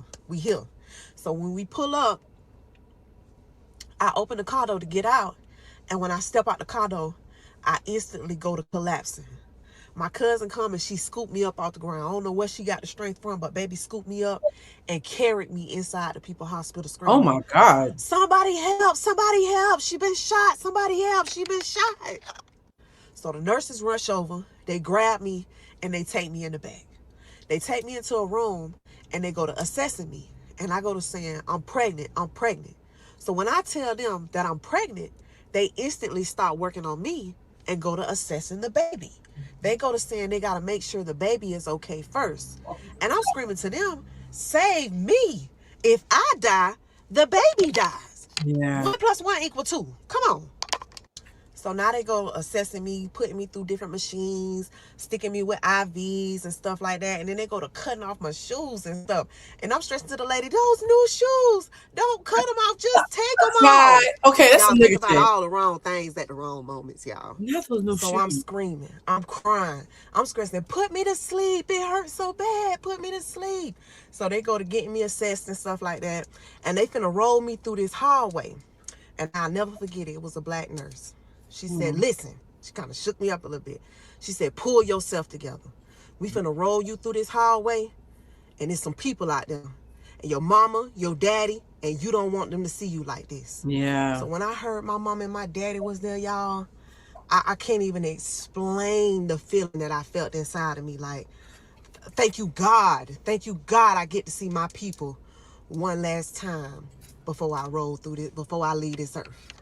So they rolled me through the hallway. My mama, my daddy, my sister Tamaria, and my brother JR was there. And when I seen them, y'all, I just started bawling. All I kept saying was, I'm so sorry. I'm so sorry. I'm so sorry, y'all. I'm so sorry. No, I'm respectfully, I would have been using that nigga's full government name. Yep. Fuck sorry. Trevon did it. Okay, go get that nigga. I'm sorry. No. Okay. First of all, part of me wouldn't believe I was gonna die. Second of all, I would have been like, yeah, go get him. I would have been singing like a fucking canary. Are you serious? Where's the cousin probably is at this point? Yeah, the cousin probably said who it was him, but I want everybody to know that nigga did it. Don't ever do nothing to me and miss. I'm singing, okay? I'm telling everybody. God, Oprah, Gail, Sally, Jesse, and Raphael. Everybody gonna find out what you did to me. Nope. Y'all love it when a black woman likes to suffer in silence. Nah, I'm a bird. Chirp, chirp, nigga. And all of them just kept saying, what you sorry for? What you sorry for? We love you. We love you. I just kept saying, I love you. I mean, she didn't have a lot to be sorry for, respectfully. Fi herself has admitted she was living wrong. I'm just saying. There was something to be sorry for. I love you. I love you. Please take care of my son. Please take care of my son. And at the end of the hallway, when we get to the end of the hallway, there's an officer there. Yep. So he says, hey, can you tell us what happened? So I was like, I got shot. I got shot. So he was like, well, who were you with? So I said, I was with my cousin and I was with my best friend. And they rolled me through the hallway. So when we get in the back, they go to putting all the stuff on me, getting ready to put me to sleep. So once I realized that they're going to put me to sleep, now I'm stressing. Please don't put me to sleep. Please don't put me to sleep. I might not wake up. Just do the surgery like this. Just do the surgery like this. No, I'm gonna go and back. That same black nurse was right there holding my hand. And she said, it's okay, baby. I'm right here. And I'm going to be right here when you wake up. I'm going to be right here. I promise. One of these black nurses go back. And y'all already know what I'm finna say. Tune in for part 7. Wait, I don't. For part 7, when I was set up by my best friend to be unalived and shot 5 times while 18 weeks pregnant. So I'm on the operating table. They done pumped me full of that good shit, y'all. And within seconds, I'm asleep. I'm knocked out. I want to be pumped full of that good shit. Let me stop. Sorry. What? She made it sound lovely. Meanwhile, outside, the hospital on swole, y'all. I'm talking about church on New Year's Eve swole. And if you've never been to church on New Year's Eve, first Friday at the club swole. And they got my family in a separate waiting area. But because nobody knows what happened to me, they just know that I was gunned down. You had to have a special code in order to get into this waiting area with my family. So now my family in this waiting area, and they going through it. My sisters and brothers crying. My daddy boo-hoo crying. My mama pacing. She praying. She on her hands and knees, begging the Lord, just spare my baby life and take mine instead. So by this time, they get a call, and my best friend has arrived. And they want to know if it's okay for them to give him the code and send him up. Oh, hell no. Without hesitation, y'all, my mama said, yes, give him the code, send him up. Because that's my best friend.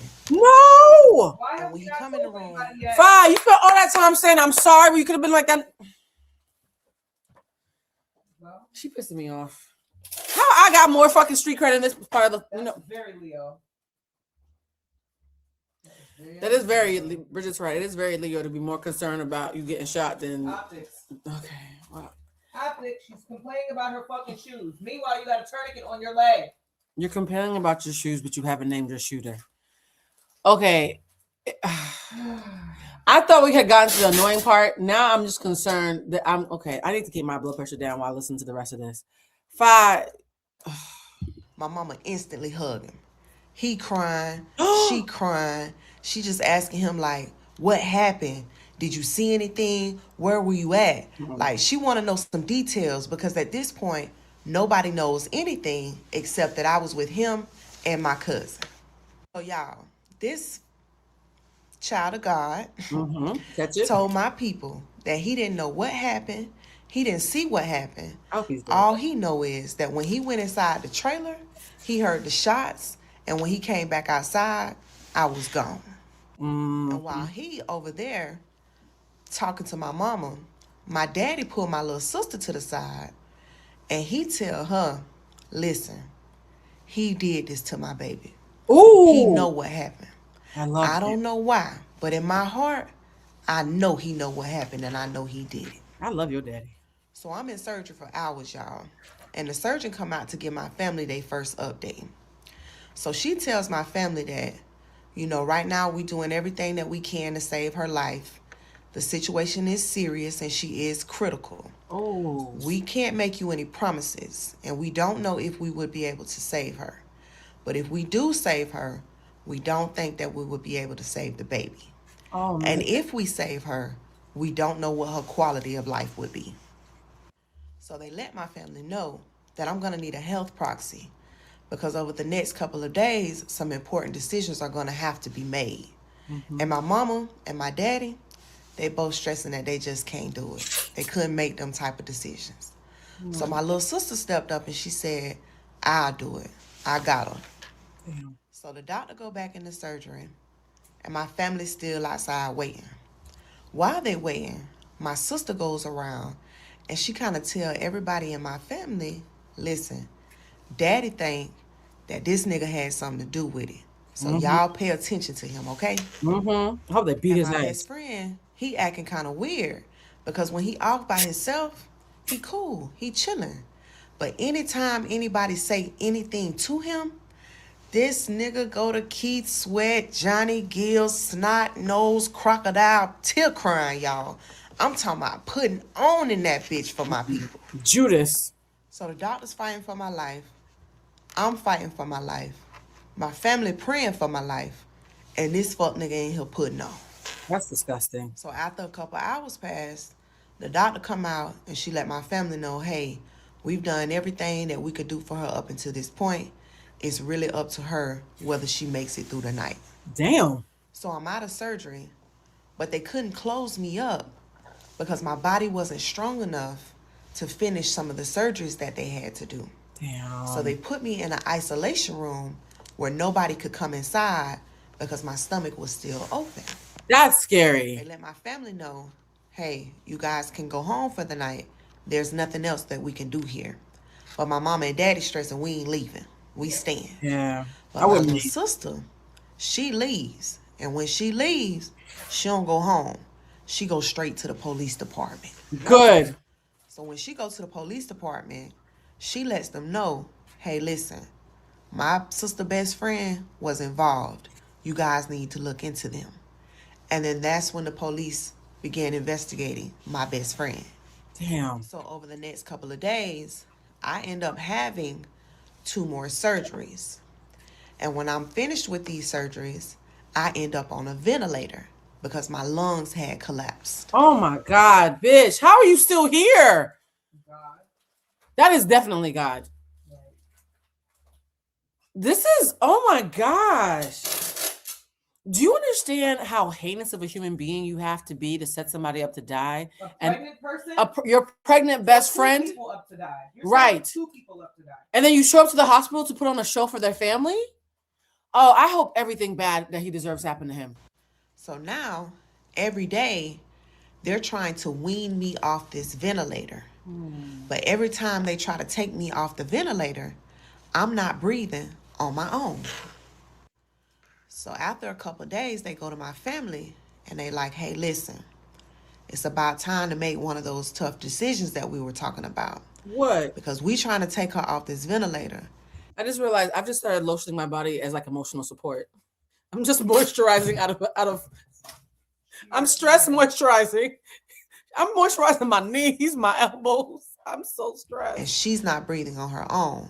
And she can't stay on this ventilator forever. So maybe it's time for you guys to start making some type of arrangements. For what? And my little sister is like, hell no. Yeah, no. We ain't doing that. No. We gonna give her some time to fight. God gonna Her life ain't over yet. Nope.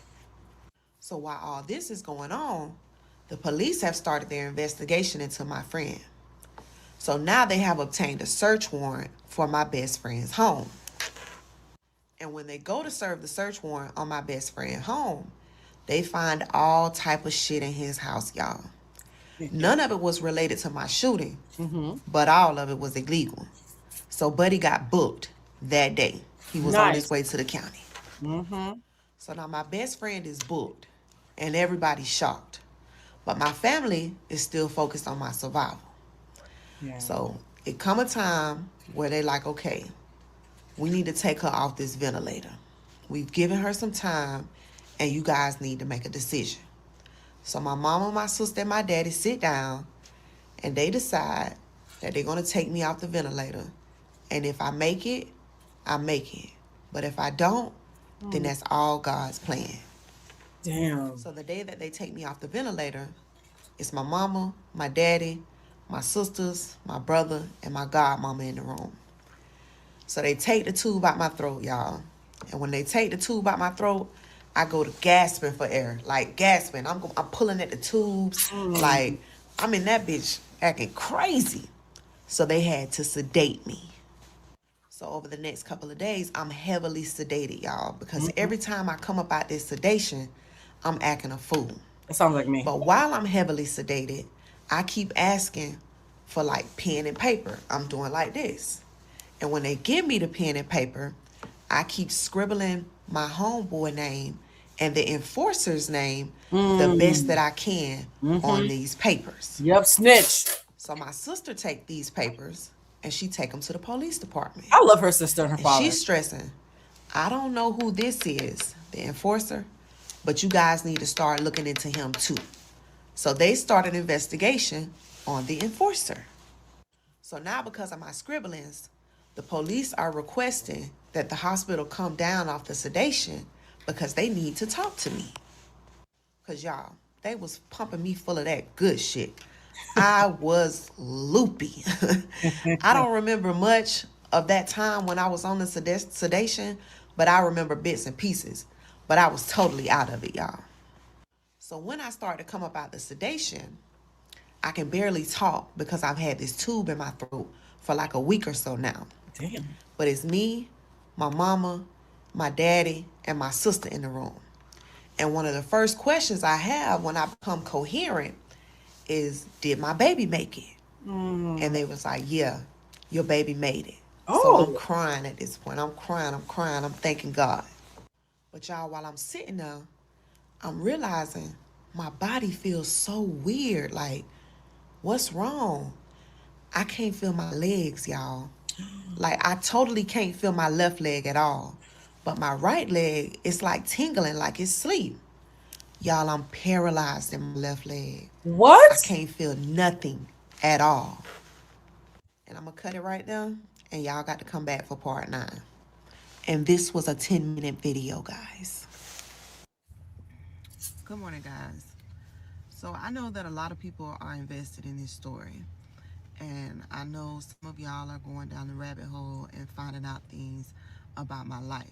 And I also know that I cannot control what people do or some of the narratives that are going to be put out. But I just wanted to address something about my daughter. If you guys could please stop taking her pictures off of my page and making posts or putting them in comments on other posts. Yeah, no, that's true. Like, I'm assuming that her daughter probably has to be special needs after all that. And the idea of taking a little black girl who's special needs. Is that the I thought they said they were going to stop until 8 tomorrow. I closed the window to minimize. Yeah, can you ask them and tell them that they said that they were going to stop till 8 because we're recording? They must have forgot or not passed it on. Let them know they promised me they wouldn't be doing this. This is not tomorrow at 8. What the fuck? The entrance is on the other side. Sorry, guys. The construction workers promised to stop till tomorrow at 8 because we were recording, and it is not tomorrow at 8. So I don't know what the fuck is going on. Yes, my daughter did survive my shooting, but my daughter passed away in 2020 in an accident. And that is something that I'm still dealing with. That is something that I'm still processing. that is a trauma that I am not over. And I'm Hmm. not ready to speak about that yet. And when I am ready to speak about that, that will be a story time. But until then, I would just like to ask that y'all respect my wishes when it comes to my daughter. That's it. That's all. Yeah. I love y'all and thank y'all for the support. And I know some of y'all mean well, but please don't take any more pictures of my daughter off my page Yeah. or share her obituary. Oh my That's still God. very traumatizing for me. Oh my God. Fine. Part 8, when my best friend set me up to be unalived and I was shot 5 times while 18 weeks pregnant. Okay, y'all, so I want to explain something that I did not touch on in part 7. My cousin had absolutely no idea what had been going on over the last couple of weeks between my best friend, me, and my homeboy. The Hmm. only thing she knew was that she was going with me to catch a play. She didn't know that it was the best friend's play or anything like that. And when we got to the hospital, the police took her and took her for questioning. So when my family reached the hospital, they did not see her at first. The first person that they saw was my best friend. That's why they had so many questions for him. And Hmm. when they finished questioning my cousin, she was allowed to go in with my family. And that is when they questioned my best friend. But he told them the same thing he told my family. He went inside the trailer, he heard the shots, and when he came outside, I was gone. BK, what did they say? They're gonna come back tomorrow. He forgot. Oh, okay. I'm like, sir, we just had a whole meeting. What was sir? He was trying to do other stuff that wasn't that loud, and then he just got into a rhythm and said he forgot. Oh, okay. I was like, sir, it's very loud. We can hear every little. It's a drill. What you missed is apparently her daughter passed away from an accident in 2020. So people were looking up pictures of her daughter and posting her obituary. Oh, that's And she's like, I actually can't. Oh God, I'm gonna. Oh, that's sad. That's awful. So she survived getting shot as an infant, and then died in an accident. oh, Y'all, this yeah, I want to hug you. I'm so yeah, sorry. And her whole demeanor changed. Talking about her daughter, she was like, "Look, I know you guys are trying to be supportive, but just don't post my daughter's obituary anymore, please." yeah. Ugh. I think in parasocial situations, people forget that these are real people. Mm-hmm. These are real people. Knowing that her daughter passed before we continue is already fucking with me because it's like I was just happy 3 seconds ago that she made it. So Oh, I'm laying there, I'm crying. I just found out that I'm paralyzed. oh, she's wearing her daughter on her shirt. Look at the baby, and the baby looks like a brown skin version of her. The baby looks just like her, just my color. Cutie. Oh. Oh, fine. Oh, this is too much. Oh my I God. thought we were supposed to keep the blood pressure down. Oh, Jesus Christ. Yeah, I'm gonna have to dose after this. I'm gonna have me a little edible or something, child. For those who don't know, I have endometriosis, so I microdose a lot to help with my condition. But right now, it's for stress, Because because you have another condition called high blood pressure. well, we don't have to claim it. What do you mean we don't Okay, have to claim but it? remember you promised you weren't gonna yell at me about the ER stuff? Okay, that's so you've all been. Hey guys, look at God, huh? All right, let's continue. How I get in it? How my hypertension get in the middle of Fire Red story? All right, guys, we're gonna continue with this story. Again, if you have lasted this long, please hit pause if you are feeling triggered because this is a lot for me. And I'm just boohoo crying. And my mama is like, girl, hush, you alive. My little girl really looks exactly like her. Jesus wept. That's all that matter. I'd rather you be in a chair than me have to come visit you at your gravesite every day. He's right. And I'm telling her, like, Ma, I am happy that I'm alive, but I'm paralyzed. Like, what I'm gonna do without my legs? Like, how am I going to take care of my children? Like, I live a carefree lifestyle. Like, I can't be. I mean, that's part of the problem, sis. I'm not gonna hold you. I mean, now you got to add some cares to your Yeah, liquid, add some chalance to your. to your nonchalance. Yeah, the nonchalant was not working, baby. confined to a chair. So my parents and my sister, they trying to comfort me, and I'm getting worked up. So I'm like, can I get some water? Can somebody give me some water? Cause I ain't had nothing to drink since before I got shot. Or Mm-hmm. to eat. I'm hungry. So the nurse that's in the room tell me that I can't have anything to eat or drink. Oh, So my first mind goes to, okay, I'm NPO. So I'm like, well, what procedure do I have to have now? You know what I'm saying? Like, what's next? So she tells me that I can't have anything to drink or eat because my esophagus was bust during the shooting. One of the bullets bust my esophagus, What? and I have a feeding tube in my side. Okay, y'all. What part of what chapter is this? We're on part 8 of 12. Jesus Christ. 5. This is a lot. I'm curious to what made her want to. I'm about to say, what motivated you sharing this 5? Because this is a lot. This is what Jenny McCarthy was watching on Super Bowl Sunday instead of Benito. You know what? I'm happy I was watching Bad Bunny. Yeah, you give me Bad Bunny over this. Yeah, I'd rather watch Bad Bunny. This is very tragic. Jenny McCarthy, I will never again take a recommendation for a story time from you ever again. Never. Now that I know what you into, we good, sis. So I'm like, a feeding tube, like, anybody know me know I love food. So now I can't eat either.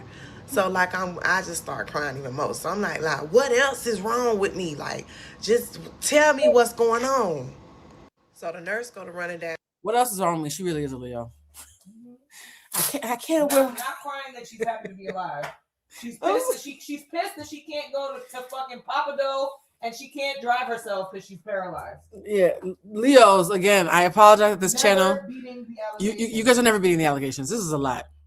That's a whole lot. All my injuries. I'm paralyzed. Mm-hmm. I can't eat or drink. You're still pretty. My mouth, I got a feeding tube. Mm-hmm. I lost my spleen. Oh. I had damage to my liver. Oh my God. I had half of my stomach taken. I mean, that part could have some perks. People pay for that one, but still, my God. And then she says that I lost a portion of my small intestine and my large intestine. So when she tell me that I done lost pieces of my intestines, I instantly go to flipping out. I'm like, so I got a shit bag? Like, I got... Oh, okay, wait a minute. That would have been my go too. So now I gotta eat through a feeding tube and I gotta shit in a bag? Let me go. Jesus, let me... It's a lot. Come get me. Yeah, at what part of being compromised would you rather just tap out? At that point. Really? Yeah, I had to eat through a tube. I got a shit in a bag and I can't walk. Please, just let me go.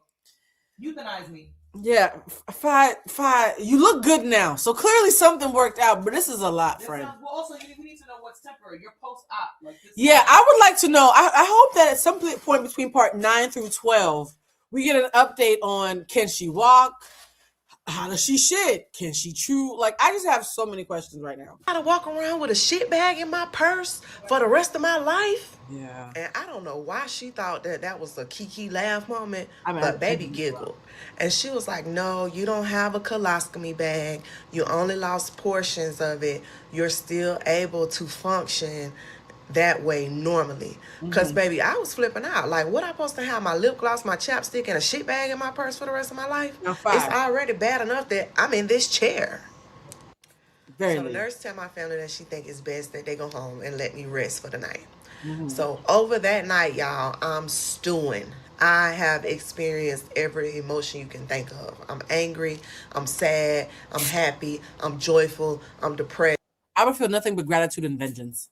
It would only be 2 emotions. I would not be flipping. I would feel gratitude and pure, grade A, uncut, white hot vengeance. Sacred rage. Definitely sacred rage. I would have already started talking to my auntie and put in a call to the other side. Get that nigga. I'm sorry. Like the rage I felt when I thought somebody stole my wallet. Yeah. I can't imagine you shooting me and endangering my child. It's like I'm just all over the place. And by the way, I'm not gonna imagine it. No. Praise God. I couldn't sleep. So the next morning, it's maybe about 6 or 7 o'clock in the morning, and I get a knock on the door. I'm thinking that it's the doctors and the nurses and stuff like that coming in to, give me my medicines or flip me or anything like that because I can't move. Y'all, why the black nurse come walking through the door? I seen that lady, y'all, and I was so happy to see that lady. Like, my smile on my face got so big. And she was like, hey, baby, how you doing? Shout out to all the nurses who are watching this. Yeah. Because for me, this is just devastating. This is your everyday. As somebody who comes from a family of nurses, Bridget's mother is also someone who's in that field. That is a calling. That is not a casual thing to do. Even people who think they're doing it, because a lot of immigrants do it as well as a way of making good money in this country. It changes you as a person to be a nurse. It changes you as a human being. It can either make you really compassionate and tenderize your heart, or it can harden you because you've seen the ugliest underbelly of human nature. And to put yourself in that line, it makes me think about COVID and how people used to give standing ovations and clap to all the first responders and the nurses. I still feel like that's valid now. We don't have COVID anymore in the same way that we had previously, but the world is burning right now, and I can't just imagine what it's like to be a healthcare. They're very essential. In fact, when I go back to Boston, it hurts me that I couldn't go to Boston because of the ER stuff. Because my cousin, who's a nurse who has not been off in a very long time, finally had a day off, and I wasn't in town to see her. I will. This is actually making me think about how much I want to check on her psychologically. Because when you think about family, you're thinking about, hey, you have money for groceries. How are you doing? Everything good? Are you resting? But this is making me realize how much psychological damage nurses have to kind of ingest to do their job, but also how much they are the gatekeepers between hope and like being lifeless when you are on the fringe of death, right? The fact that this nurse and seeing her made her so emotional and pulled her out of her Leo tantrum and made her realize how lucky she is to be alive. A lot of nurses do that to people. So I just want to shout y'all out because y'all better than me, child. And my smile turned into tears. I just started boohoo crying. I was like, I'm paralyzed. I'm paralyzed. And she back to being a Leo, child. I just finished giving this lady a shout out for five. Come on. Five. Five. You were shot 5 times. Be happy to be alive. And guys, I get it. I get it. I get it. I get it. I get it. I'm the girl who, if I get a pimple, now I have to wonder, am I going to be scarred for life? So I get it. Let me not pretend that I don't. My Mars is in Leo. So when I get upset, I actually turn into a Leo. So this is a little hypocritical of me. I probably would be freaking out in the same way. And though, focus on the gratitude and the vengeance. I can't eat. Like, I don't know what to do. Like, I'm just boohoo crying, y'all. And of course, she got me together real quick. She took your She shit. was stressing. Stop all that crying. What you crying for? So I was like, I'm paralyzed. Like, what I'm supposed to do? So she was like, well, do you want to walk again? And I was like, yes, of course I want to walk again. Yep. And she was like, well, you walk again. And I was like, but I'm paralyzed. And she was like, after what you just survived, how could you believe that anything was impossible? It's And true. so I was like, but the doctor said that I'm paralyzed. And she said, baby, that's a doctor. That ain't God. Mm. So she was able to calm me down, y'all. And we talked for about 15, 20 minutes. And, she explained to me that she Damn, child, she gave you her whole lunch break. I hope you sent her a fruit basket or something afterwards. had been coming by checking on me before, after her shift. She had her church praying for me, and that she was just so happy that I had survived. So she ended up leaving, and a couple hours later, the police came to see me. Good. So when the police came, it was 2 detectives and a uniformed officer. So they asking me like, all the questions. Do I know who shot me? What happened? Do I know why they shot me? And I'm trying to figure out in my mind like what all I want to tell these people, because I don't want to incriminate myself. I don't want to go to jail. And I also am thinking about when I get out of this bed and when I get out this chair and when I can walk again, what I'm going to do. Mm-hmm. But in my mind, I got to think about all the pain that I done caused myself, all the pain that I done caused my family, Yep. like where I'm at in life right now because of the choices that I done made over the last couple of months. And I said, fuck it. And I told them everything, y'all. Like, I didn't leave nothing out. You feel me? Mm-hmm. So when it come time for me to identify the shooter, they pull out some pictures. So they asked me, do I see the person that shot me? And I see the enforcer right now. So I point him out. Yeah, that guy right now. That's who shot me. So that's when they proceed to tell me that the enforcer had got arrested earlier that afternoon. Nice. So after my sister had took these scribblings down to the police department and they began their investigation on the enforcer, they started to piece the puzzle together. And one of the ways they began to piece the puzzle together is they checked all of our phone records and they checked where our phones were pinging. And at the time of my shooting, my phone, the enforcer's phone, and my best friend's phone all pinged off the same tower that was there at that house. Well, They also checked the phone records and they saw calls from my best friend to the enforcer, my best friend to me, my best friend to an unknown number, and from the enforcer to the unknown number. So they had these phone records that were now who's the third person? Who's the unknown number? Oh, time check. 1 hour and 15 minutes before you have to leave, BK. kind of painting a picture of who was calling who right before I was shot, right after I shot, and where everybody was when those phone calls were being made. Not detectives doing their And the way job. they ended up arresting the enforcer is that my best friend was in jail. The enforcer had made a visitation for my best friend. So when he got to the visitation to see him, they arrested him at visitation. So they also explained to me that they felt like some more people were involved because of the unknown number that they Wait, all this because she warned somebody to be chill and not get into any more trouble? This feels very excessively heavy-handed and a little bit misogynistic, and by a little bit I mean a lot of bit. Because I can just hear them now like, who does that bitch think she is, right? Like that's what this feels very misogynistic. If you didn't catch that, all these men in cahoots to unalive this one woman simply because she told her boy to chill the fuck out and not get himself hurt. That don't something's off. Something's off.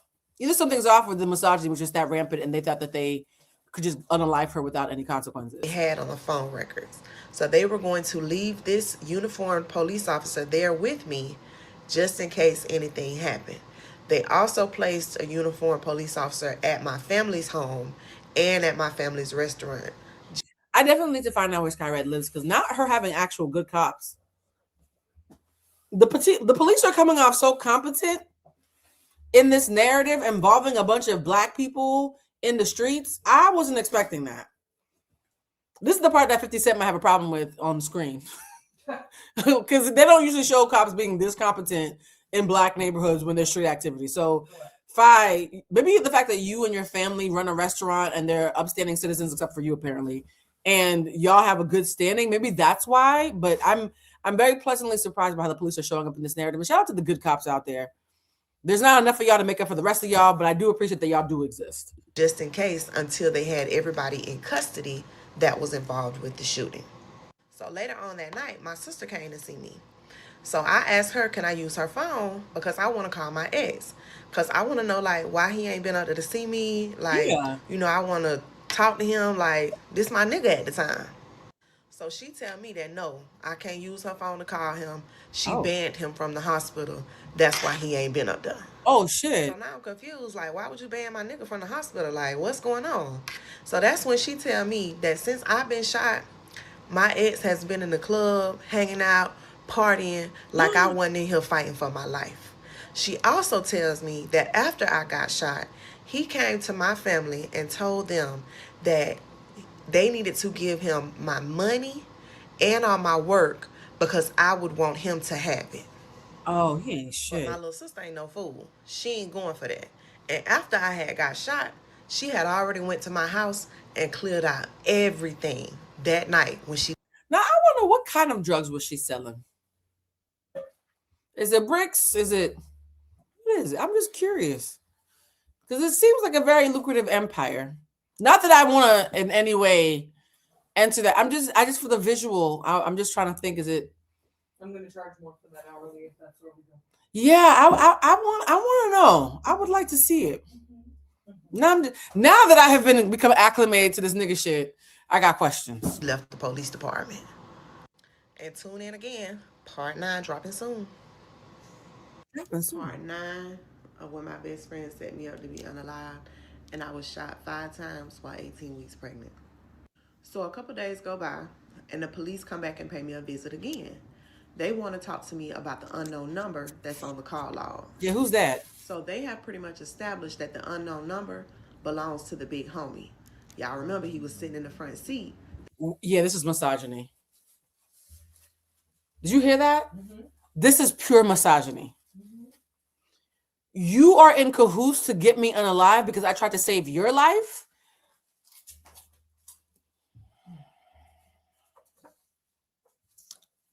the day that they put me in the whole seat and my homeboy was in the car. Mm-hmm. But when they go and talk to my best friend and the enforcer, neither one of them will tell them that that is who the number belongs to. And when they did the research with the number was nowhere near the trailer at the time of my shooting. So because all of this, they cannot connect him to my shooting and they cannot make an arrest. But he So knew. he just roaming around free, y'all.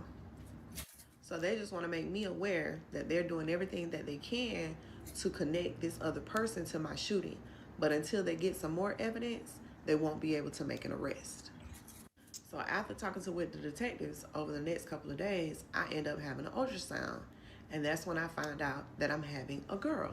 So when one of my homegirls come to see me, I ask her, can I use her phone? So I reach out to my ex because I done told him that this is his baby. So I reach out to him to tell him that I'm having a girl. But we end up getting into a big argument, y'all, about all the things that he had been doing while I was in the hospital.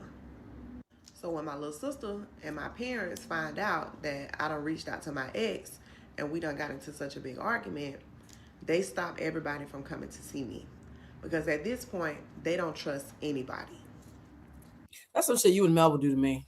Yep.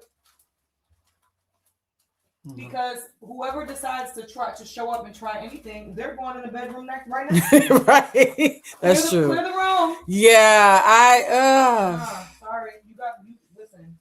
You chose goons. I don't know what to tell you. Yeah, Fi, your picker is off.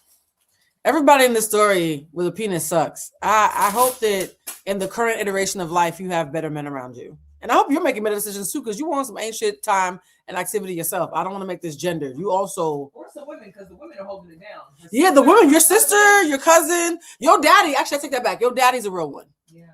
Your daddy is actually a real one. So the doctors end up coming to me and they're like, hey, we have a new drug that's on the market, gabapentin, and we would like to give you this drug because we feel like it would help you with the paralysis in your legs.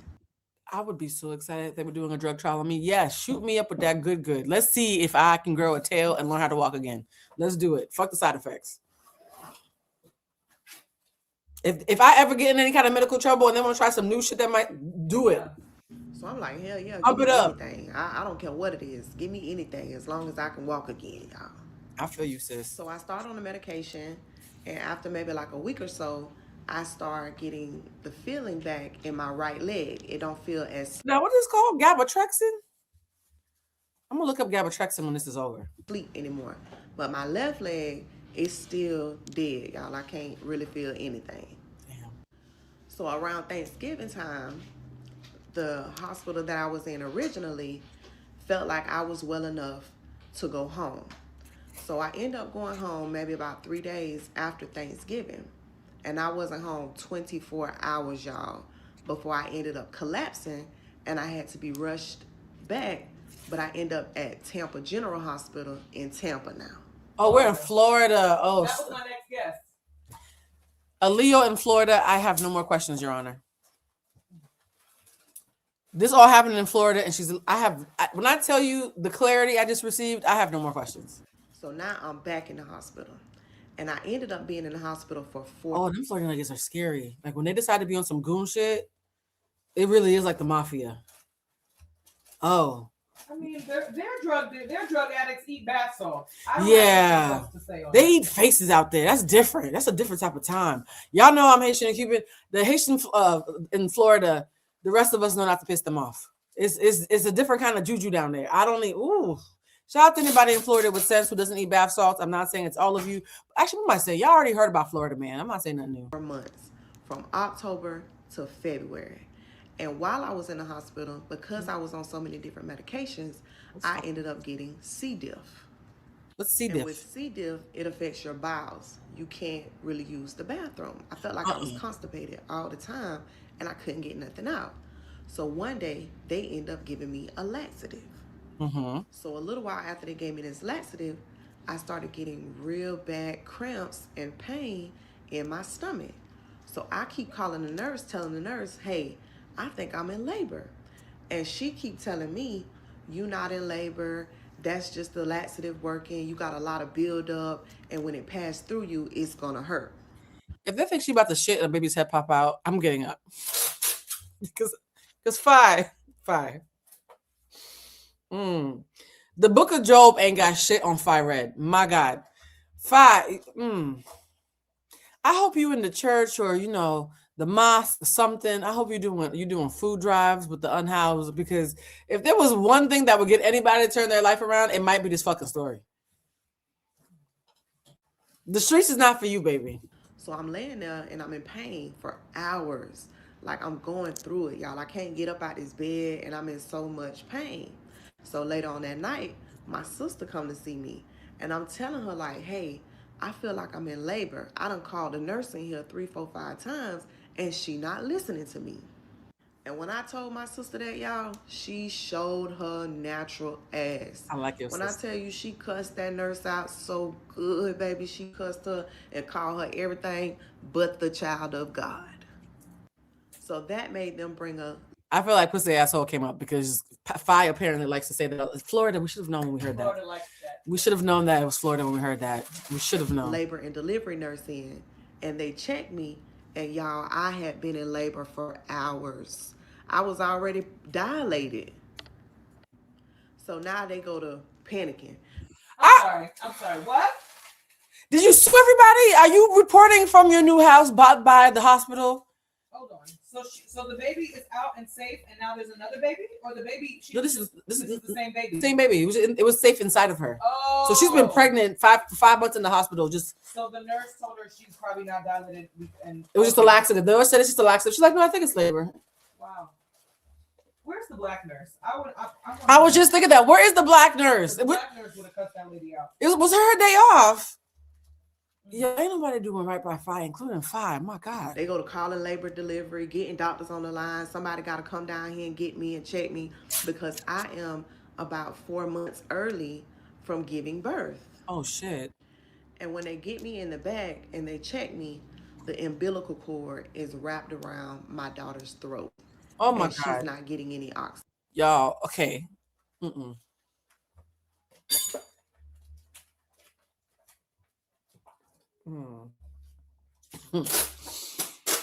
The day started off so light for me. The day started off so light. Oh, the sun came out. The sun just came out. I hope that makes this a metaphor for what's about to happen in this story. Because I thought a couple of chapters ago, well, the story's over. Why are there so many new pieces?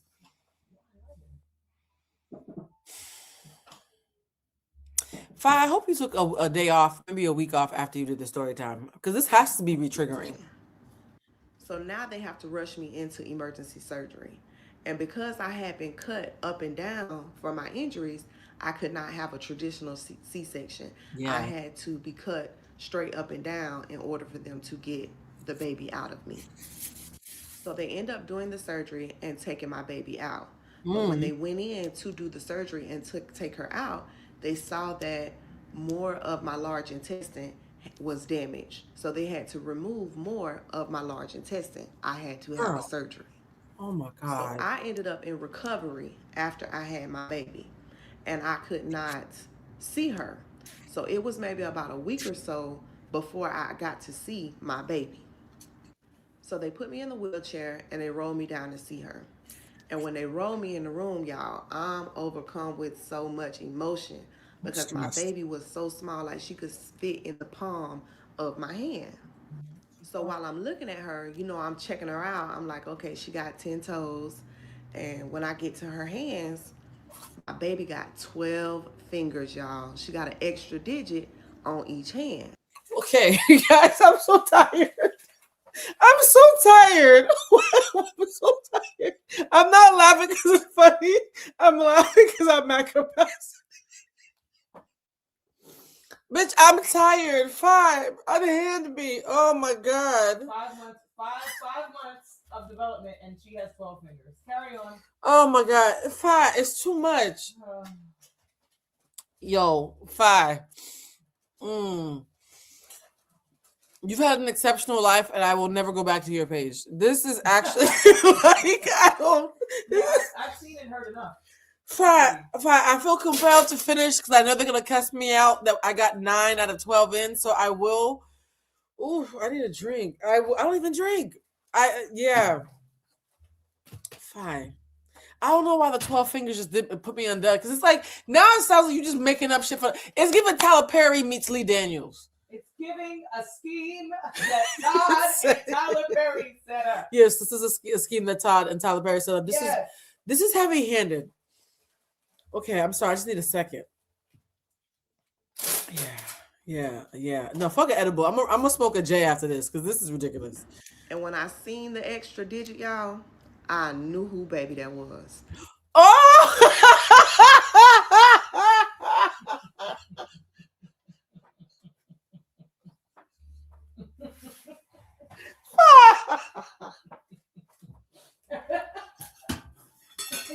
No, I can't. Maury can take the day off. Okay, no, fine. Okay, I just need a second. I need a second. What you mean, bitch? Okay. Bridget, this is ridiculous. This is absolutely ridiculous. Oh, you got 12 fingers? I know who your dad is. Oh my God. Wow. Ah, man. Oh, there's a mint, a butter mint. Bridget, would you like a butter mint? No. I'm gonna eat emotional support mints. It's not gonna suit me. Okay. Right now. I actually, fine. Whatever I had in me, you've ravaged me. I don't think there's anything left. You lost my essence, I lost everything. Yeah, my spirit just left my body. I was not. Oh, I thought we were at the end of the road. We're not. Okay. She said. Okay, let's find out who the pappy is, y'all. No, we got 12 roads, babe. I know exactly who the. So wait, you was fucking. So the two niggas who were beating each other up on your behalf at the Shell gas station in part one. One have 12 fingers? Yes. What are the best? Okay. Get out of here. Okay. Fine. Seriously, you're testing me. All right, guys, breathe in through your nose. Actually, you know what? There's a thing we call the evil eye dog. When things get too heavy on Blue Centric Live, we play the dogs to clear the juju. We're gonna play the evil eye chimes. Bridget, it's these cute little puppies that send out like crystal energy to clear everybody.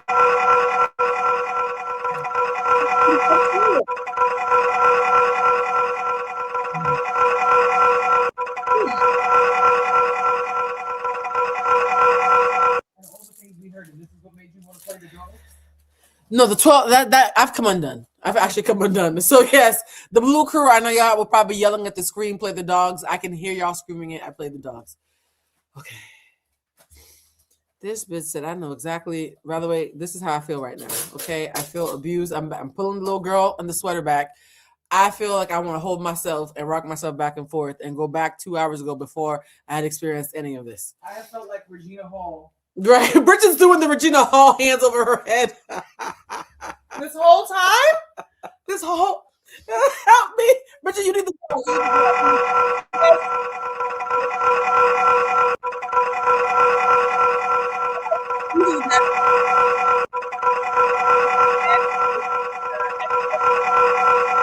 I think that is her. The nigga in the club? Yeah. I think the man in the club is the daddy. I hope it's her first baby daddy, so at least the kids have the same father. I'm old school. But nothing about this says, oh yeah, I'm gonna eat my buttermint. This is calming me down. Because my son was born with 12 fingers. It is the baby daddy. My baby daddy was born with 12 fingers. So y'all, the baby. Wait, her son got 12 fingers? Wait a minute, hold on. It's how many fingers in a household? Okay, stop it. I'm so sorry. Wait, how many fingers in the household? Everybody got 12 fingers? Shut up. That's rude. Sorry, my tisms. That was a tism. I'm sorry. We don't need to do math right now. Because I do. How many? Okay. How they buy gloves though? Bye. Okay, sorry. Baby ended up being my baby daddy's baby. So after I had my baby, they were able to start me on certain medications that I could not take while I was pregnant. Mm-hmm. And because I was taking these medications. No, but really, everybody has 12. I don't know why the 12 fingers is making me come undone. I think it's just request to like remove them as a baby. That's just yeah. I feel like people have done that with toes. Like if you're born with an extra toe, they'll just like surgically remove it when the baby is born. I just can't imagine being in a house full of people with 12 fingers. That's a lot. Wow. That's a lot for me. Everybody. Does that mean you can hold more stuff? Okay, Bridget. Let's I play. could not Talking about can you hold more breastfeed stuff? my baby. And we are a breastfeeding family. But y'all, my little sister saved the day again. How? While I was in the hospital and all this was going on, my little sister was pregnant too, y'all. And she had just had her baby. No, no, no, no, no, no, no, And her no. baby had 12 fingers too. No, because then it would have been. Wait, no, she's talking about a sister save the day. I hope she's not about to say her sister just started breastfeeding the baby. I think that's what she's about to say. She said her sister saved the day because we're a breastfeeding family and she just had a baby. I feel like the sister's about to. Carry on. What are we doing? Yo, I'm not mature enough for this. Your sister's about to breastfeed your 12-finger baby. This is a lot happening right now. Not judging, just processing. So she started pumping extra milk and she breastfed my baby. So now maybe about 2 weeks go by. My sister, she pumping every day, sending her milk to the hospital. Oh, okay, sending milk. Okay, sending milk. Okay, good. Yeah, that's sweet. Sending milk is sweet. Everything's been so graphic that I feel like I have to brace myself at all times when Fi says anything. But that is actually a very kind thing to send the milk. That is very kind. And for those who are like, Blue, what if she had breastfed the baby? What would be the problem with that?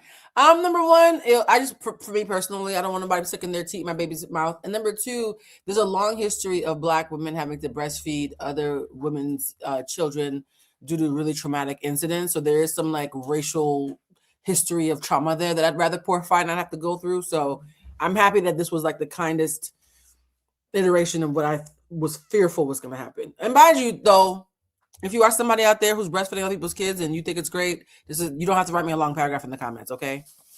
I'm not judging you and yours. I'm just processing. I'm rolling down there every day seeing my baby.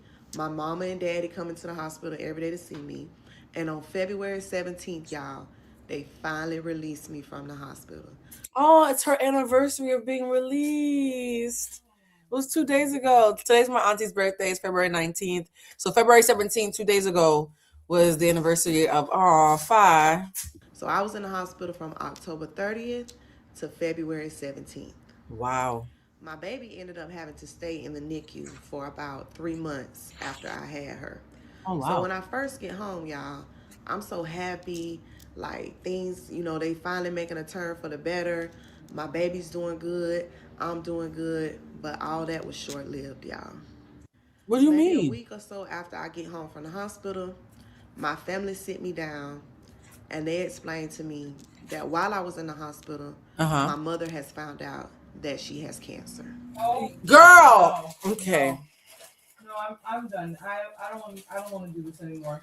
I want to get off this ride. I have to do 12. They're gonna cuss me out. I'm not gonna live it down. I want to get off this ride. I'm gonna let Fi just talk because I think I don't have any, I don't have anything else to add. I don't have anything else to add. Over the course of the next year, my daughter has been released from the hospital, and my mama fighting her cancer. So I'm rehabbing like crazy, y'all. I gotta get out of this chair. So now I'm up and I'm walking and I'm moving around. And my mama, she's so weak and fragile from fighting this cancer that she can't work. So our family business is struggling. So in my mind, the only thing I know to do is get back outside with the movers. No! Fine, no. Okay. Yeah, I'm checked out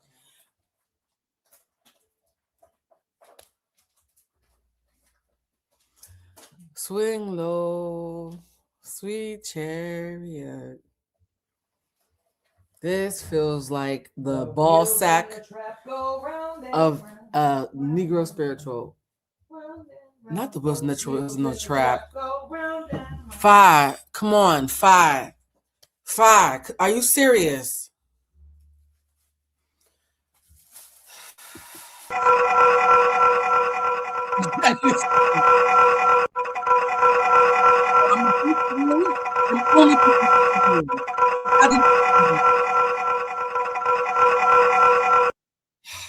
Gotta provide.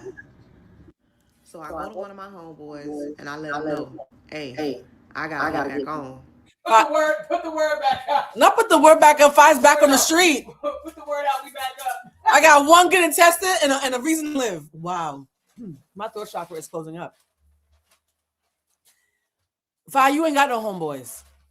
At all. Your Not homeboys a is one. how you ended up here, Fi. What do you Not a mean? one. Not a one.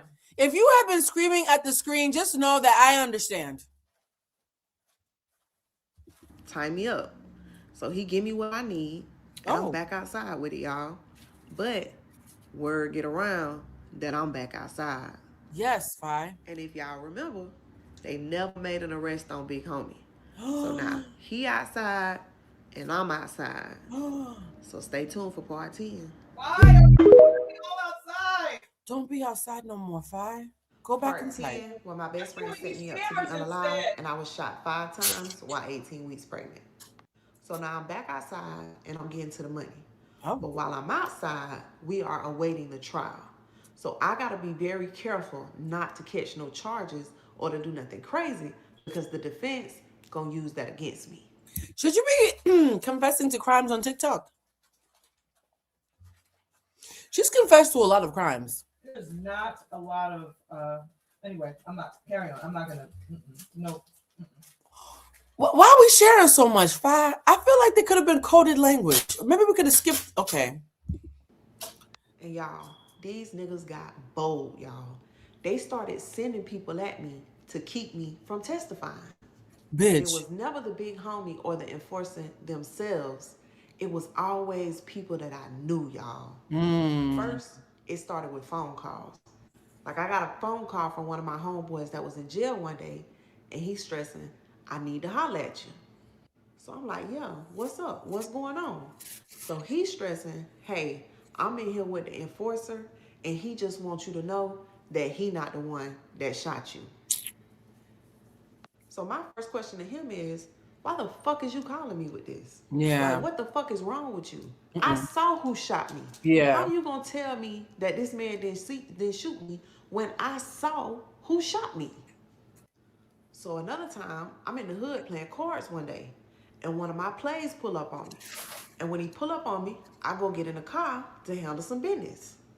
So when I get in the car, he go to stressing, listen, I ain't trying to be in the middle of nothing, but the enforcer wanted me to let you know that he ain't the one that shot you.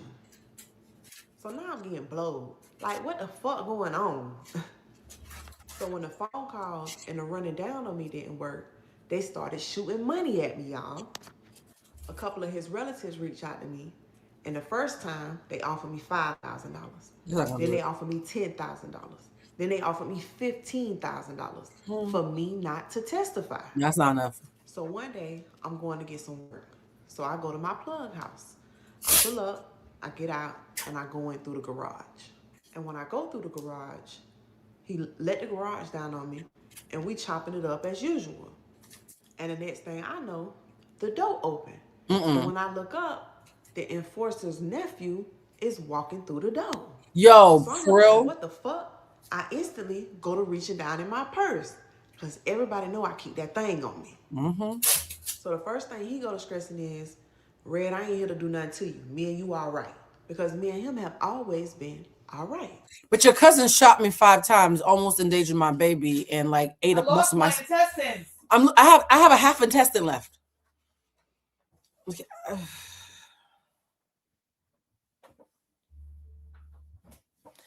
We almost done, y'all. We almost done. So I'm like, well, what the fuck you doing here then? What's up? Like, what is this? So he want to know what it's going to take, how much it's going to cost for me not to get on the stand. So now I'm looking at this nigga stupid. We really having just open air conversations on Beyonce's Wi-Fi about trying to intimidate and bribe witnesses. I hope that this is a very old case, so the statute of limitation is over, and that's why she's being so brazen. Otherwise, this is wild. Looking at both of them stupid. Because what the fuck? Like I told him, why the fuck would I not get on the stand? Y'all don't seem to understand that I saw who shot me. Yeah. I know who shot me. My child is disabled because he shot me. Oh no, the baby's He disabled. almost took my life. She confirmed There is it. no amount of money in the world that is going to keep me from getting on that stand. Yeah. So when I leave her that day, I'm blown. I'm telling myself, you got to slow down a little bit. You got to take a step back. So I go to my baby daddy because I done already let him know that this is his baby. And I'm stressing, listen. Child, you ain't gotta say shit, just put her hands up. No, I'm not being funny. Bridget, no, I wasn't cracking her joke. I'm just saying, like, Maury can take the day off. Like, Yo, just hold baby hands up. So is the baby daddy still in the club? Because why is she in the street? No, it wasn't the baby daddy. It was the ex who was in the club. Oh, okay. The baby daddy didn't pick up the first call, so she was never fucking on him. Oh. Wow, this is a lot. I gotta chill. These niggas keep shooting at me. They keep sending people towards me. I gotta lay low. So Girl, go I home. need your help. I can't hustle like I've been hustling. So my baby daddy helping me out, and things is all cool at first. But one day, me and him get into an argument. I can't even remember what the argument about, y'all. It was so small, but it turned into something so big. Mm-hmm. And y'all, this nigga fucked around and said, if you keep talking, I'm gonna tell them niggas where the fuck you stay at. What? Oh, fuck, nigga, I can't trust you neither. So y'all, now I'm blowed. My head spinning. I don't know who to trust, you know what I'm saying? But all I know is your mama is getting sicker. She's losing her battle with cancer. And I gotta get me some money. So me and these bad decisions, y'all. So I know I can't really get money in my hood like I normally be getting money. And I can't trust my baby daddy no more. So I gotta get back outside. And that caused me to go to getting money in places that I ain't got no business getting money in. Wait, Fi, where's this going, friend? This is already pretty bad.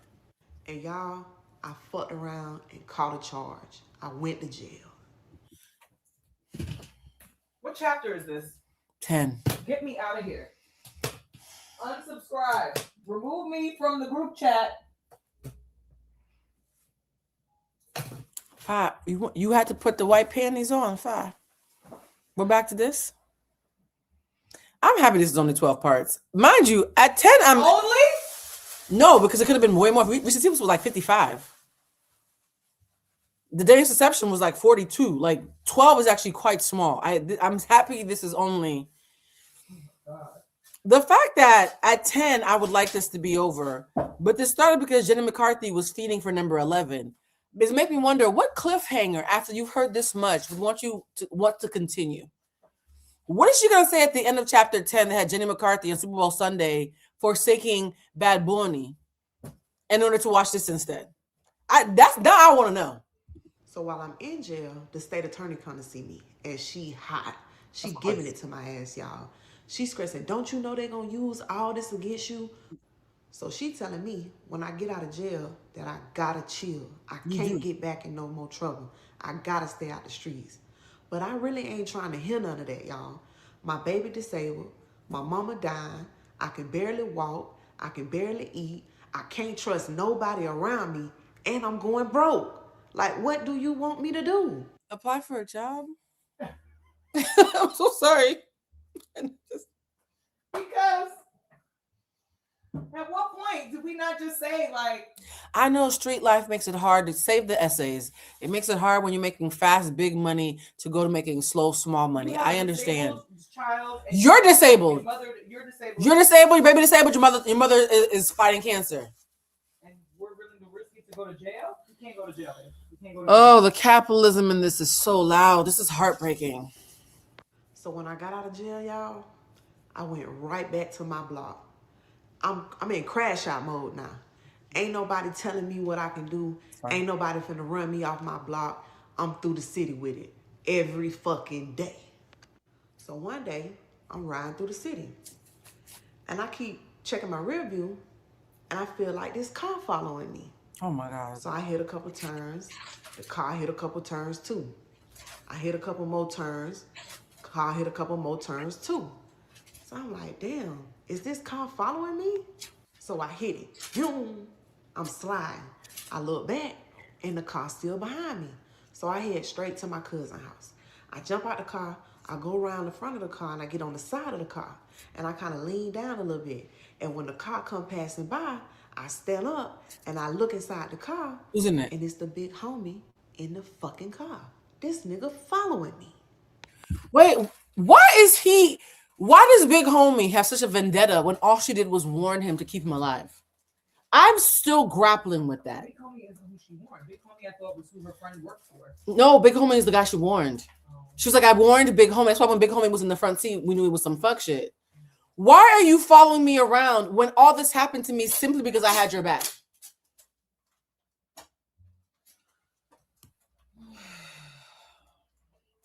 Mental giants. So maybe like 2-3 weeks go by. I'm like real cautious now. I'm in my rear view every day. Like I'm really paying attention to what's going on around me. Yeah, you. And my homegirl hit me up one day and she like, hey, can you give me a ride to the jail? I need to go see my baby daddy. So I'm like, yeah, cool, I got you. So while we on our way to the jail to see her baby daddy, something inside me say, go see that fuck nigga. So I made a visitation to go see my best friend. And I go in and I sit down and it's a virtual visitation, like on a computer screen. Oh, like a Zoom So call. I'm sitting there like 5-10 minutes. Like he took forever to come to the screen. I know he was kind of like surprised or maybe shook. Like, damn, what the fuck she doing here? Mm-hmm. So when he finally come in and he sit down, the first thing I say to him is, you got something you want to say to me? And the first thing that nigga say is, I'm sorry. So I'm stressing, what the fuck you mean you sorry? Like, I could have died. Like, what the fuck is wrong with you? How could you let something like that happen to me? So he on some, I didn't know it was finna happen. The same thing he was stressing about me being in the backseat of that car. I didn't know it was finna happen. I didn't know till after the fact. I would never do anything like that to you. So this time, I'm calling bullshit. Fuck nigga, you a liar. You a bitch ass nigga. I'm spazzing. Like, I'm going off. Like, I'm so angry, y'all. I just let every bit of emotion that I had been feeling since I got shot, I just laid it all out right there in front of him. Like, I went the fuck off. It's cathartic, probably. So I leave visitation. I feel a little better. But shit still fucked up for me, y'all. And a couple weeks later, I'm through the city and I pull over at the racetrack. And when I pull over at the racetrack, I'm pumping my gas. And while I'm pumping my gas, I look towards the door of the racetrack. Uh-huh. And it's the same car that had been following me a couple weeks before. Big homie While back. I'm looking, the big homie get out of his car. So then he get out of the car and he walk to the back of his car and he go to leaning on the car like this. So I go to leaning on my car like this. So he looking at me, I'm looking at him. And I'm like, what's up? What we gonna do? And y'all, this nigga laughed, got in his car, and drove off. So when I left the store that day, I said, something gotta give. I gotta make a change. I got too much at stake here, and shit is getting ugly. So I left the streets, I got a job, and I enrolled in school. And now I'm out the way. So now I'm out the way. Thank you. She got a job and went and started enrolling in school. Oh, thank you.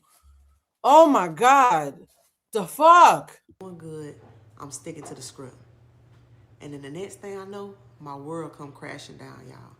I'm on my way to school, and I get a phone call, and my mama done died. Oh. And y'all gotta come back for part 11. First, Her mother passed. Oh. She finally turned her life around. Well, at least her mother got to be around while she was turning her life around. Oh shit, they got footage of somebody got footage of them outside, like of the people involved. How'd y'all get this footage? Wow. The internet, the FBI and the CIA, Has nothing on the internet. B613 has nothing on the internet. My God. Wow. first of all, when were y'all gonna tell me about Fire Red? That story that this girl is telling, and I think we are on episode number 10. I'm waiting on 11 to come out today. It's about a girl who was actually pum 5 times. 5 times. While she was 18 months pregnant. And this was the kicker. She was set up by her friend. Boy, when I tell you this is good, in one episode, I think it was 5 or 6, when she was she had like 5 pum wounds all over her body. And she said by the time she made it to the hospital, she was trying to call her mama. And she started crying. She was trying to call, make her last phone call because she thought she was gonna die. She tried to make her last phone call, and the way she broke down, because she said she thought it was over with. She just wanted to tell her mama how much she loved and all this stuff, and tell her son before it was over. Man, when I tell you this is good, I'm so ready for 11. I've been looking all morning to see when she gonna put 11 up. I hope I don't miss it. I want to see it right when it come up. And not only that, I think this light skinned woman with the finger waves is who Jenny McCarthy is on the inside. Yeah, because y'all sound the same. but the people who thought she was lying, somebody went and saw found a video of the news report, and I'm gonna show you right there the news report of where this really happened. This was big. This girl was big time. Oh, When I tell you God is amazing, God is amazing. Because that girl said she was pew in the chest, pew, pew. the leg, the back, and I think her lower, I said pew, pew, butt too, or so I feel like she might be a through all that, she was tissue. 18 months pregnant, and still the baby. 18 months pregnant does not exist. Stop saying you too old, ma'am. This lady looks like a 60-year-old Lisa Ray. You too old to be saying 18 months pregnant, ma'am. Okay, the baby was okay, and she was still, pregnant, didn't lose the baby. I was like, Greg, that God is amazing. I don't understand why things happen to people, but this story is going to change a lot of people's lives, because I'm going to tell you something. Everybody that you think is your friend is not your friend.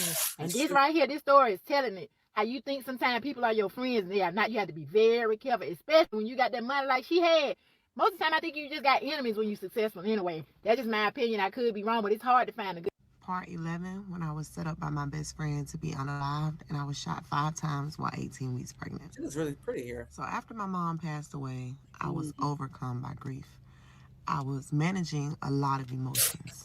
It's grief, it's guilt, it's anger, and they're all directed inward towards myself. Of course, yeah. I'm thinking about all the things that I put my mom through, all the expectations that she had of me, that I let her down. I'm thinking about all the time that I missed with her. I'm gonna call my mama after this. I'm just gonna check on her. Oh, your mother's in Rome. That must be nice. Yeah, if y'all haven't called your mama this week, this is your reminder to call your mama while you still got one. While I was outside, all the family functions I didn't attend, like just everything, And during this time, I'm also dealing with my daughter's disability. She was diagnosed with cerebral palsy and epilepsy. So she could not walk, she could not talk, and she was eating through a feeding tube in her side. And she was also having reoccurring seizures. So because of all this, I was spending a lot of time in the hospital. And I just became very depressed. Like I was battling a major depression. So I began to shut myself off from the world and self-medicate. I was drinking, I was smoking, I was prescriptioning. Like, I just wanted to be numb. I didn't want to feel, and I didn't want to heal. Like, I was stuck in this terrible, terrible place. During all this, there were times that I felt like I just didn't want to be here. Like, why did you even save me? Like, is this what you saved me for, God? Like, what am I doing? It's just, life is nothing and nowhere that it should be. Like, this isn't what my life was supposed to be. This isn't what I had planned for myself. So I end up quitting school, quitting my job, and y'all know, I went back outside. What? And I started to depend heavily on my kids' godmom and members of my family to take care of my children. Yeah. She lost me. She lost me. I'm sorry. Fi, you keep losing me, babe. You keep losing me. I get it. It's depression and mental health and addiction. I understand. You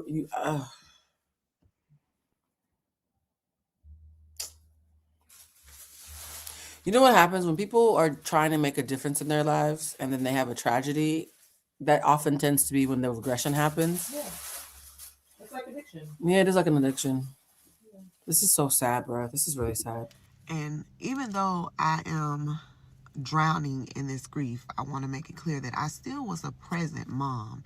Like, I thought about all the time that I missed with my mom, and I did not want to miss that time with my children. Mm-hmm. So I was there for any type of functions or, things at the school or doctor's visits and things like this. But I was also an intoxicated mom. Oh, that's And true. even though I thought that I was doing a good thing by being present, even though I'm intoxicated, I still was causing harm to my children and the people around me because the state of mind that I was in Yeah. while I was at any of these things. And so what ended up being a turning point for me in this situation Yeah. What's the turning point? is Because you my had so many. kid's godmom came to me and she was like, hey, I'm getting ready to move away. You're going to have to start taking more responsibility with your children. And Can you imagine being a godmother and the real mother just says, "All right, then I'll come to the functions. You let me know how that goes." That's not what a godmother means. I have left the building. That lady probably moved away because she knew that you know what. There's also a lot of enabling because at that point, That's enabling. If I'm in charge of taking the well-being of these children, and you have decided that whatever you have going on in the streets is more important than you being present, broke or not, and grieving or not, Yeah, that's enabling. then that's enabling. Yeah, this is definitely. I wouldn't even allow her near the children at that point. I would be seeking custody then. Let me take care of them. You do what you need to do. You circle back when if you decide you want to be responsible. As a godmother myself, that I would never sign up for something like that. That's a cry for help in other ways. Yeah. so she moved. And in the beginning, I'm thinking, I can handle this. Like, it's taking care of kids. I've been taking care of kids for a long time. But I'm trying to take care of my children, and I'm still very much depressed and intoxicated. So then there came a time where I had been up for a couple days, running the streets, dropping my kids off at this sister house, that sister house. And I picked my kids up, and by the time we got home, I'm coming down and I'm exhausted. So I lay down to go to sleep, and I ended up sleeping for the whole day, like hours, y'all. And when I woke up, my son had been trying to take care of my daughter. He was trying to feed her. He was trying to change her diapers. He was trying to give her medication. And at that point, I realized that I was failing as a mother. Yeah. And at that point, I realized that I know my mom was definitely not happy with how I was living and what I was doing. So when I looked myself in the mirror that day, I could not look myself in the mirror. And I knew then that it was time for me to pull myself together and to make a change. So I decided that I was going to get help, and I began therapy. Thank you. And that's when I began writing music and trying to find an outlet Oh yeah, she's an for artist. all the different feelings and emotions that I was having. And during this healing process, I received a call from the state attorney that they were ready to go to trial. So during the preparation for trial, they brought me in a couple times, and they went over some questions and some things that would be addressed during the trial. And when the trial begins, the first couple of days of trial, they bring in the experts, the telephone people that explained all of the telephone calls, the pinging, and different things like that. They brought in the officers, they brought in forensic experts, and after that, then it became time for the witnesses to testify. So the people that were standing outside of my car that night, they refused to testify. They did not show up for court at all. And then they called my cousin to testify. And she came and she testified to everything that happened from the time we left the house to when we got to the hospital. But in the end, she could not identify the shooter. And the next witness was my best friend, y'all. I was a little surprised that he was testifying. Stop calling I me was best all friend. ears. But when he testified that he did not know about the shooting until after it happened. He testified that a few days later, after the shooting, him and the enforcer had a conversation, and the enforcer told him he was the one that had shot me. And when he asked the enforcer why he shot me, the enforcer told him that the big homie was the one that wanted him to shoot me. He said that him and the big homie were at the casino gambling, and he had lost like $3,000 or $4,000 that he borrowed from the big homie. So the big homie told him in order to pay that money back, he needed him to take me out. So Oh, when why? he asked the enforcer, why did the big homie want me taken out? He said that the big homie told him that I had robbed them for some work and some money, and that he wanted him to take me out because I had robbed them. He also testified that he had never spoken to the big homie about this, that the only person that had told him this was the enforcer. So even though he testified, it was more on the grounds of hearsay. Yeah. He heard all of this And third he's playing party. as if he's a It victim was of your nothing that he circumstance. had ever witnessed himself. And y'all, if y'all could have seen my face in the courtroom Some that day bullshit. when this child of God got on the stand and said that, my goodness. I knew the state had prepared me that they were going to drag my name through the mud, but they did not prepare me for this. I was so flabbergasted, y'all. I could not believe it, because I'm thinking in my mind, what do I need to rob any of y'all for? I got more money than most of y'all. Ooh. Like, Don't say that on the stand, though. it just was one blow after another, y'all. And after my best friend testified, they decided to adjourn court that day because they wanted to have a whole day for me to testify. So you guys are going to have to stay tuned for the season finale for my day in court and the outcome of everything in this situation. Part 12, when my best friend set me up to be unalived, and I was Okay. shot 5 times Part while 18 12. weeks pregnant. So when I leave the courtroom that day that my best friend testified, I'm livid, y'all. I'm so mad you could see the smoke coming out of my ears. So I go straight to the state attorney. And I'm like, did you know that he was going to say that when you put him on the stand? This lady looked me right in my face and said, yes, I did. So now I'm confused. I'm stressing, how could you put him on the stand knowing that he was going to say that? And how could you not tell me that that is what he was going to say? Yeah. So that's when she tells me that they needed a motive to go to trial. And even though I had told her about everything that happened at the gambling house, my best friend would not confirm that story. Because if he did, it would implicate him in another crime. And when he came forward to testify, this is the motive that he gave them. And she didn't tell me because she knew how I would react. So that shit right there made me angry. So now I want to know, when is my best friend going to go to trial? Y'all, this lady said that they would not be pressing any charges against my best friend for anything related to my shooting. I couldn't believe it. Nah, bruh. What you mean you not pressing any charges? This is the version of the police that I was expecting all along. We're back to the regular police now. I knew it was too kumbaya. Everybody sounded way too competent. I should have known.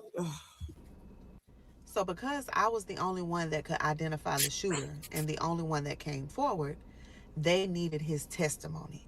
And because they needed his testimony, they chose not to press any charges against him. So I'm telling her, that's not good enough. So he just gets to walk free for what he did to me. And I'm also stressing, what more do you need than my testimony? Like, I am the person that was shot, and I am telling you who shot me. What better witness is there? And she on some, he's not walking free. He's serving 10 years for the things that they found in his house when they came and served the search warrant. She looked me in my face and said, Sometime is better than no time. We just have to take what we can get. Just pissing me I off. couldn't even say nothing, y'all. I just turned and Yeah. walked away. I was so fucking mad. Yeah. So I'm coming back the next day to testify. And I'm always having to manage my emotions. So I'm angry, I'm confused, I'm nervous, I'm anxious.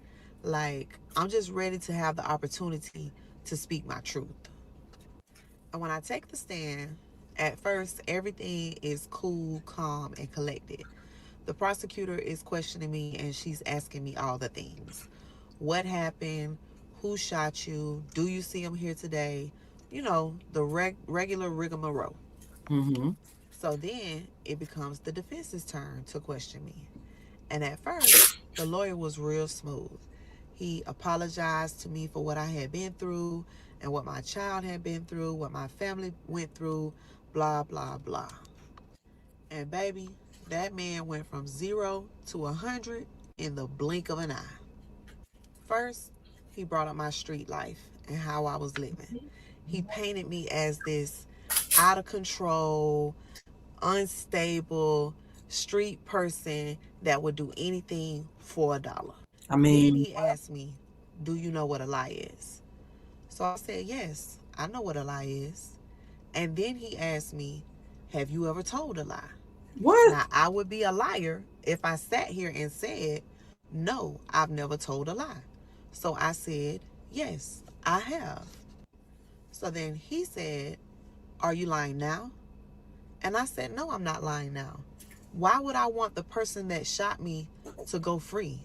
If I'm lying on your client, then that means the person that shot me is still out there." Exactly. So then he asked, "Have you ever lied about the paternity of any of your children?" What the fuck? So my response was, "I don't understand what that has to do with the reason why we're here today." And he said, "We're just trying to get a feel of your character." My character? Baby. So then this man says, "Have you ever unalived anyone?" Have Y'all, you? my insides started boiling because I already know where he's headed with this. Oh, You the feel me? original. Yeah. So I held my head high and I looked him right in his face and I said, "Yes, I have." Oh, So he said, "Are we speaking on the incident that happened a few years prior with the young man that you were dating at the time?" And I said, "Yes, I am." wait, what? Because a couple years before this, I was a victim of domestic violence. Oh, I God. was in an abusive relationship, and one day, my boyfriend at the time attacked me and stabbed me. And during that attack, he ended up losing his life. Wait a minute. Wait a minute. That's how I'm gonna start telling stories. The nigga attacked me. He's no longer with us. Five. This is probably the most relatable you've been this entire time. I had a domestic violence incident once in my life. My ex, who boxed for fun, tried to choke me, and I sent him to the hospital. I don't like to fight grown men, but I can. And then he had the nerve to call me from the hospital talking about, "You fucked me up real bad, but I'm willing to forgive you." Sir, no. I'll put you back in there. Stop playing with me. So he said, "How do you know that it was not his family seeking revenge? How do you know that they are not the ones that shot you?" I would say the lawyer's doing his job. He's a piece of shit, but this is a great. It's a great defense. Yeah, this is a great defense. And I looked at him and I said, "Because I saw who shot me, and it was your client, the Ooh. enforcer, who shot me." When I tell y'all the person that I had become over the last couple of years was put to the test that day when I was on the stand, this man drug my name through the mud and tried to push every button I had, y'all. When I got off the stand that day, I felt terrible on the inside. Here I am, a victim of a heinous crime. Yeah. And I'm here. I'm being vulnerable. I'm speaking my truth. I'm seeking justice for something that was done to me. And I get on the stand and I'm victimized all over again. And that day, I fully understood why many women who are victims of abuse don't come forward. We're never believed. We always have to prove that it is something that we did not deserve. So after I testified, they informed us that the enforcer would not be taking the stand in his own defense. So now it is time for jury deliberations. So the jury is out deliberating, and I am all over the place. You know, a part of me is feeling all of these terrible emotions, but another part of me is kind of relieved because I'm like, okay, this is finally over. I can finally move forward with the next chapter of my life. So we come back in from jury deliberations. What do you think happened? You have a guess? I don't think he was convicted. You don't think he was convicted? No. Yeah, I'm torn. And I got my head down and I'm praying. I'm talking to my mama. And I'm listening. I'm and praying. the next thing that I hear is the jury could not come to a decision. We have a hung What's a hung jury? Y'all. I couldn't believe it. I couldn't believe it. I got up and I walked out. That I can't believe because you're not a and sympathetic I waited character. for the state attorney. And when she came out there, baby, I was ready to give her a piece of my mind. So she's stressing, calm down. We're gonna get him. We're going back to trial. Not only is he going back to trial for this, he's about to go to trial because a few years before he tried to unalive me, he unalived someone else, and a witness has come forward. Oh. Just trust me. And baby, I don't trust you. Look at what you just put me through. Yeah. There's no way that I trust you. So I leave the courtroom that day. I'm broken. I'm defeated. I'm deflated. But I got to pick up and I got to keep moving. So life goes on. Some time passed and I end up getting a call from the state attorney. And I'm expecting her to call me to tell me that we're about to go to trial. So she says, I have some good news and I have some bad news. I'm like, what's up? And she says, we're going to offer him a deal. A deal? What you mean you're going to offer him a deal? She says that there was an incident at the jail where another prisoner tried to take a guard's life, and the enforcer stepped in and saved the guard's life. Oh my and because God. of that, they would be offering him a deal of 12 years. Y'all, I snapped. My daughter can't wake up in 12 years and say, I don't want to be disabled no more. I can't wake up in 12 years and erase everything that has happened to me over the last few years. I can't wake up in 12 years and have my mama back. And she basically said that there was nothing that they could do, that they had already offered him the deal. She was just giving me a courtesy call to let me know how the case had ended. What's the good news? So then I asked about the big homie, and she said they would not be pressing charges against him either because the enforcer refused to say that he was involved. So my best friend got 10 years, the enforcer got 12 years, the big homie was never arrested, and the justice system failed me and my family.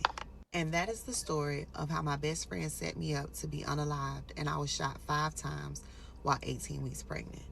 I want to thank everybody for their love and support. It really meant a lot to me for you guys to go with me on this journey. Her pregnant sister 5 times. Oh shit! Miles is now in surgery. Oh shit! She was really pretty. My God. This is the news report. Doctors work to save her and her unborn child's life. Good evening and thanks for joining us. Y'all, that was not a happy ending. That was not a happy ending. When this is over and I have the bandwidth, because I don't have it now, I'm going to look back and see if anybody has any tea about if the big homie got his own street justice, because it didn't happen any other way. Wendy Ryan. And I'm Jamison Euler. Our Serena Fazan was the only reporter to talk to the victim's family tonight. Wait, the victim's family? The victim who was shot. That would be Red's family. Yeah. Oh. And she has this ABC Action News exclusive. No. Okay. Whatever tape you see is all we got. There might be some lying around, but I'd have to get up. Tamisha Miles' mother, Alois. Tamisha Miles? That's a white lady. Oh! The Florida... I'm not going to say who this reminds me of, but yeah. Hasn't slept. She's been on the phone, pleading. She's strong. And like I say, there's prayers up for her all over the United States. So this is Red's mom. Okay. So her mother is, She's biracial. yeah, I didn't even realize. Biracial. Her mother is a white Florida woman. States because she's well loved. The proud mother Oh, she's so pretty though. Oh my God. She looks even more like a, yeah. Fi, I don't say this often, and I've said it like 4 times. You favor Leah more than most people who try to favor Leah for a living. shared these photos. Tamisha at high school graduation, her prom, and just enjoying life. Lois says Tamisha graduated with a basketball scholarship, was the captain. Wait, you had such a great... of the ROTC and modeled. At 25, she was trying to get back into college. Why would anyone hurt her? Well, we know the answer to that. I'm not gonna play a video of her mother trying to make an excuse for what happened. I will say this. Number one, if you are thinking about a life of crime, rethink, reconsider, read some literature on the subject. 2, I hope if you were triggered by any part of this, you took breaks, because I feel like I needed a break. And 3, I'm about to go lay down because I am drained. Y'all, this will be the first and last time that I take a recommendation from Jenna McCarthy for a story time. I hope you enjoyed this. This was fascinating. And somebody let me know, because y'all always tagging me and stuff. Let me know if and when you hear about 50 Cent or somebody else making a movie out of this, because as exhausting as this was to listen to in real time, as far as a real narrative, this would have been a great Amazon series. This would have been an exceptional Amazon. Netflix, Amazon. Alex Cross ain't got shit on Fire Red. Okay. Do not ask me to do an Alex Cross review, because y'all know I feel the way that they keep on making him punch out that random white lady. It's lazy. The immigration storyline is also a little bit odd. I preferred season 1. So for those who have been asking, no, I will probably not, even though I love Aldous Hodge, I will probably not be doing a season 2 recap of Alex Cross. If you missed the Tyra Banks retrospective, we had some technical difficulties at the beginning. We got it together around the 26-minute mark. However, there's a VH1 documentary about Tyra and Top Model that will be happening on March 11th. That's the one that I'm actually waiting for, because as much sympathy as we showed to Mr. and Miss J, they were complicit. And I want to hear a narrative told that's not EP'd by Tyra, that doesn't involve the Mr. and Miss J's, that maybe will sit with the fact that Nigel Barker allegedly had some allegations on himself. So there are so many sympathetic characters in the Netflix doc that could be considered monsters in their own right. So I'm going to wait until the VH1 doc comes out. So it's a 3-part doc that's going over different reality TVs, the dark side of different reality TVs. The first episode, check out my sis Claudia Jordan. It's going to be about her and the other ladies and people who were involved with Bob Barker at The Price is Right. The second one is going to be about Top Model. I don't know what the third one's going to be about, but I'm probably going to watch that one too. Yeah, until next time. Oh, and for those who haven't heard, my members only live titled talking about shaming the devil. This whole week is about shaming the devil, huh?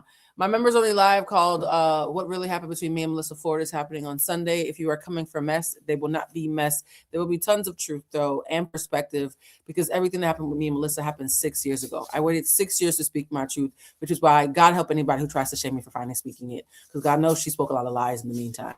Until next time, love y'all so much. Bye, family. Bridget, you want to say anything? Say bye. Bye. Bridget said bye. She's exhausted. Play the dogs. Oh, yeah. Bridget said play the dogs. Hold on.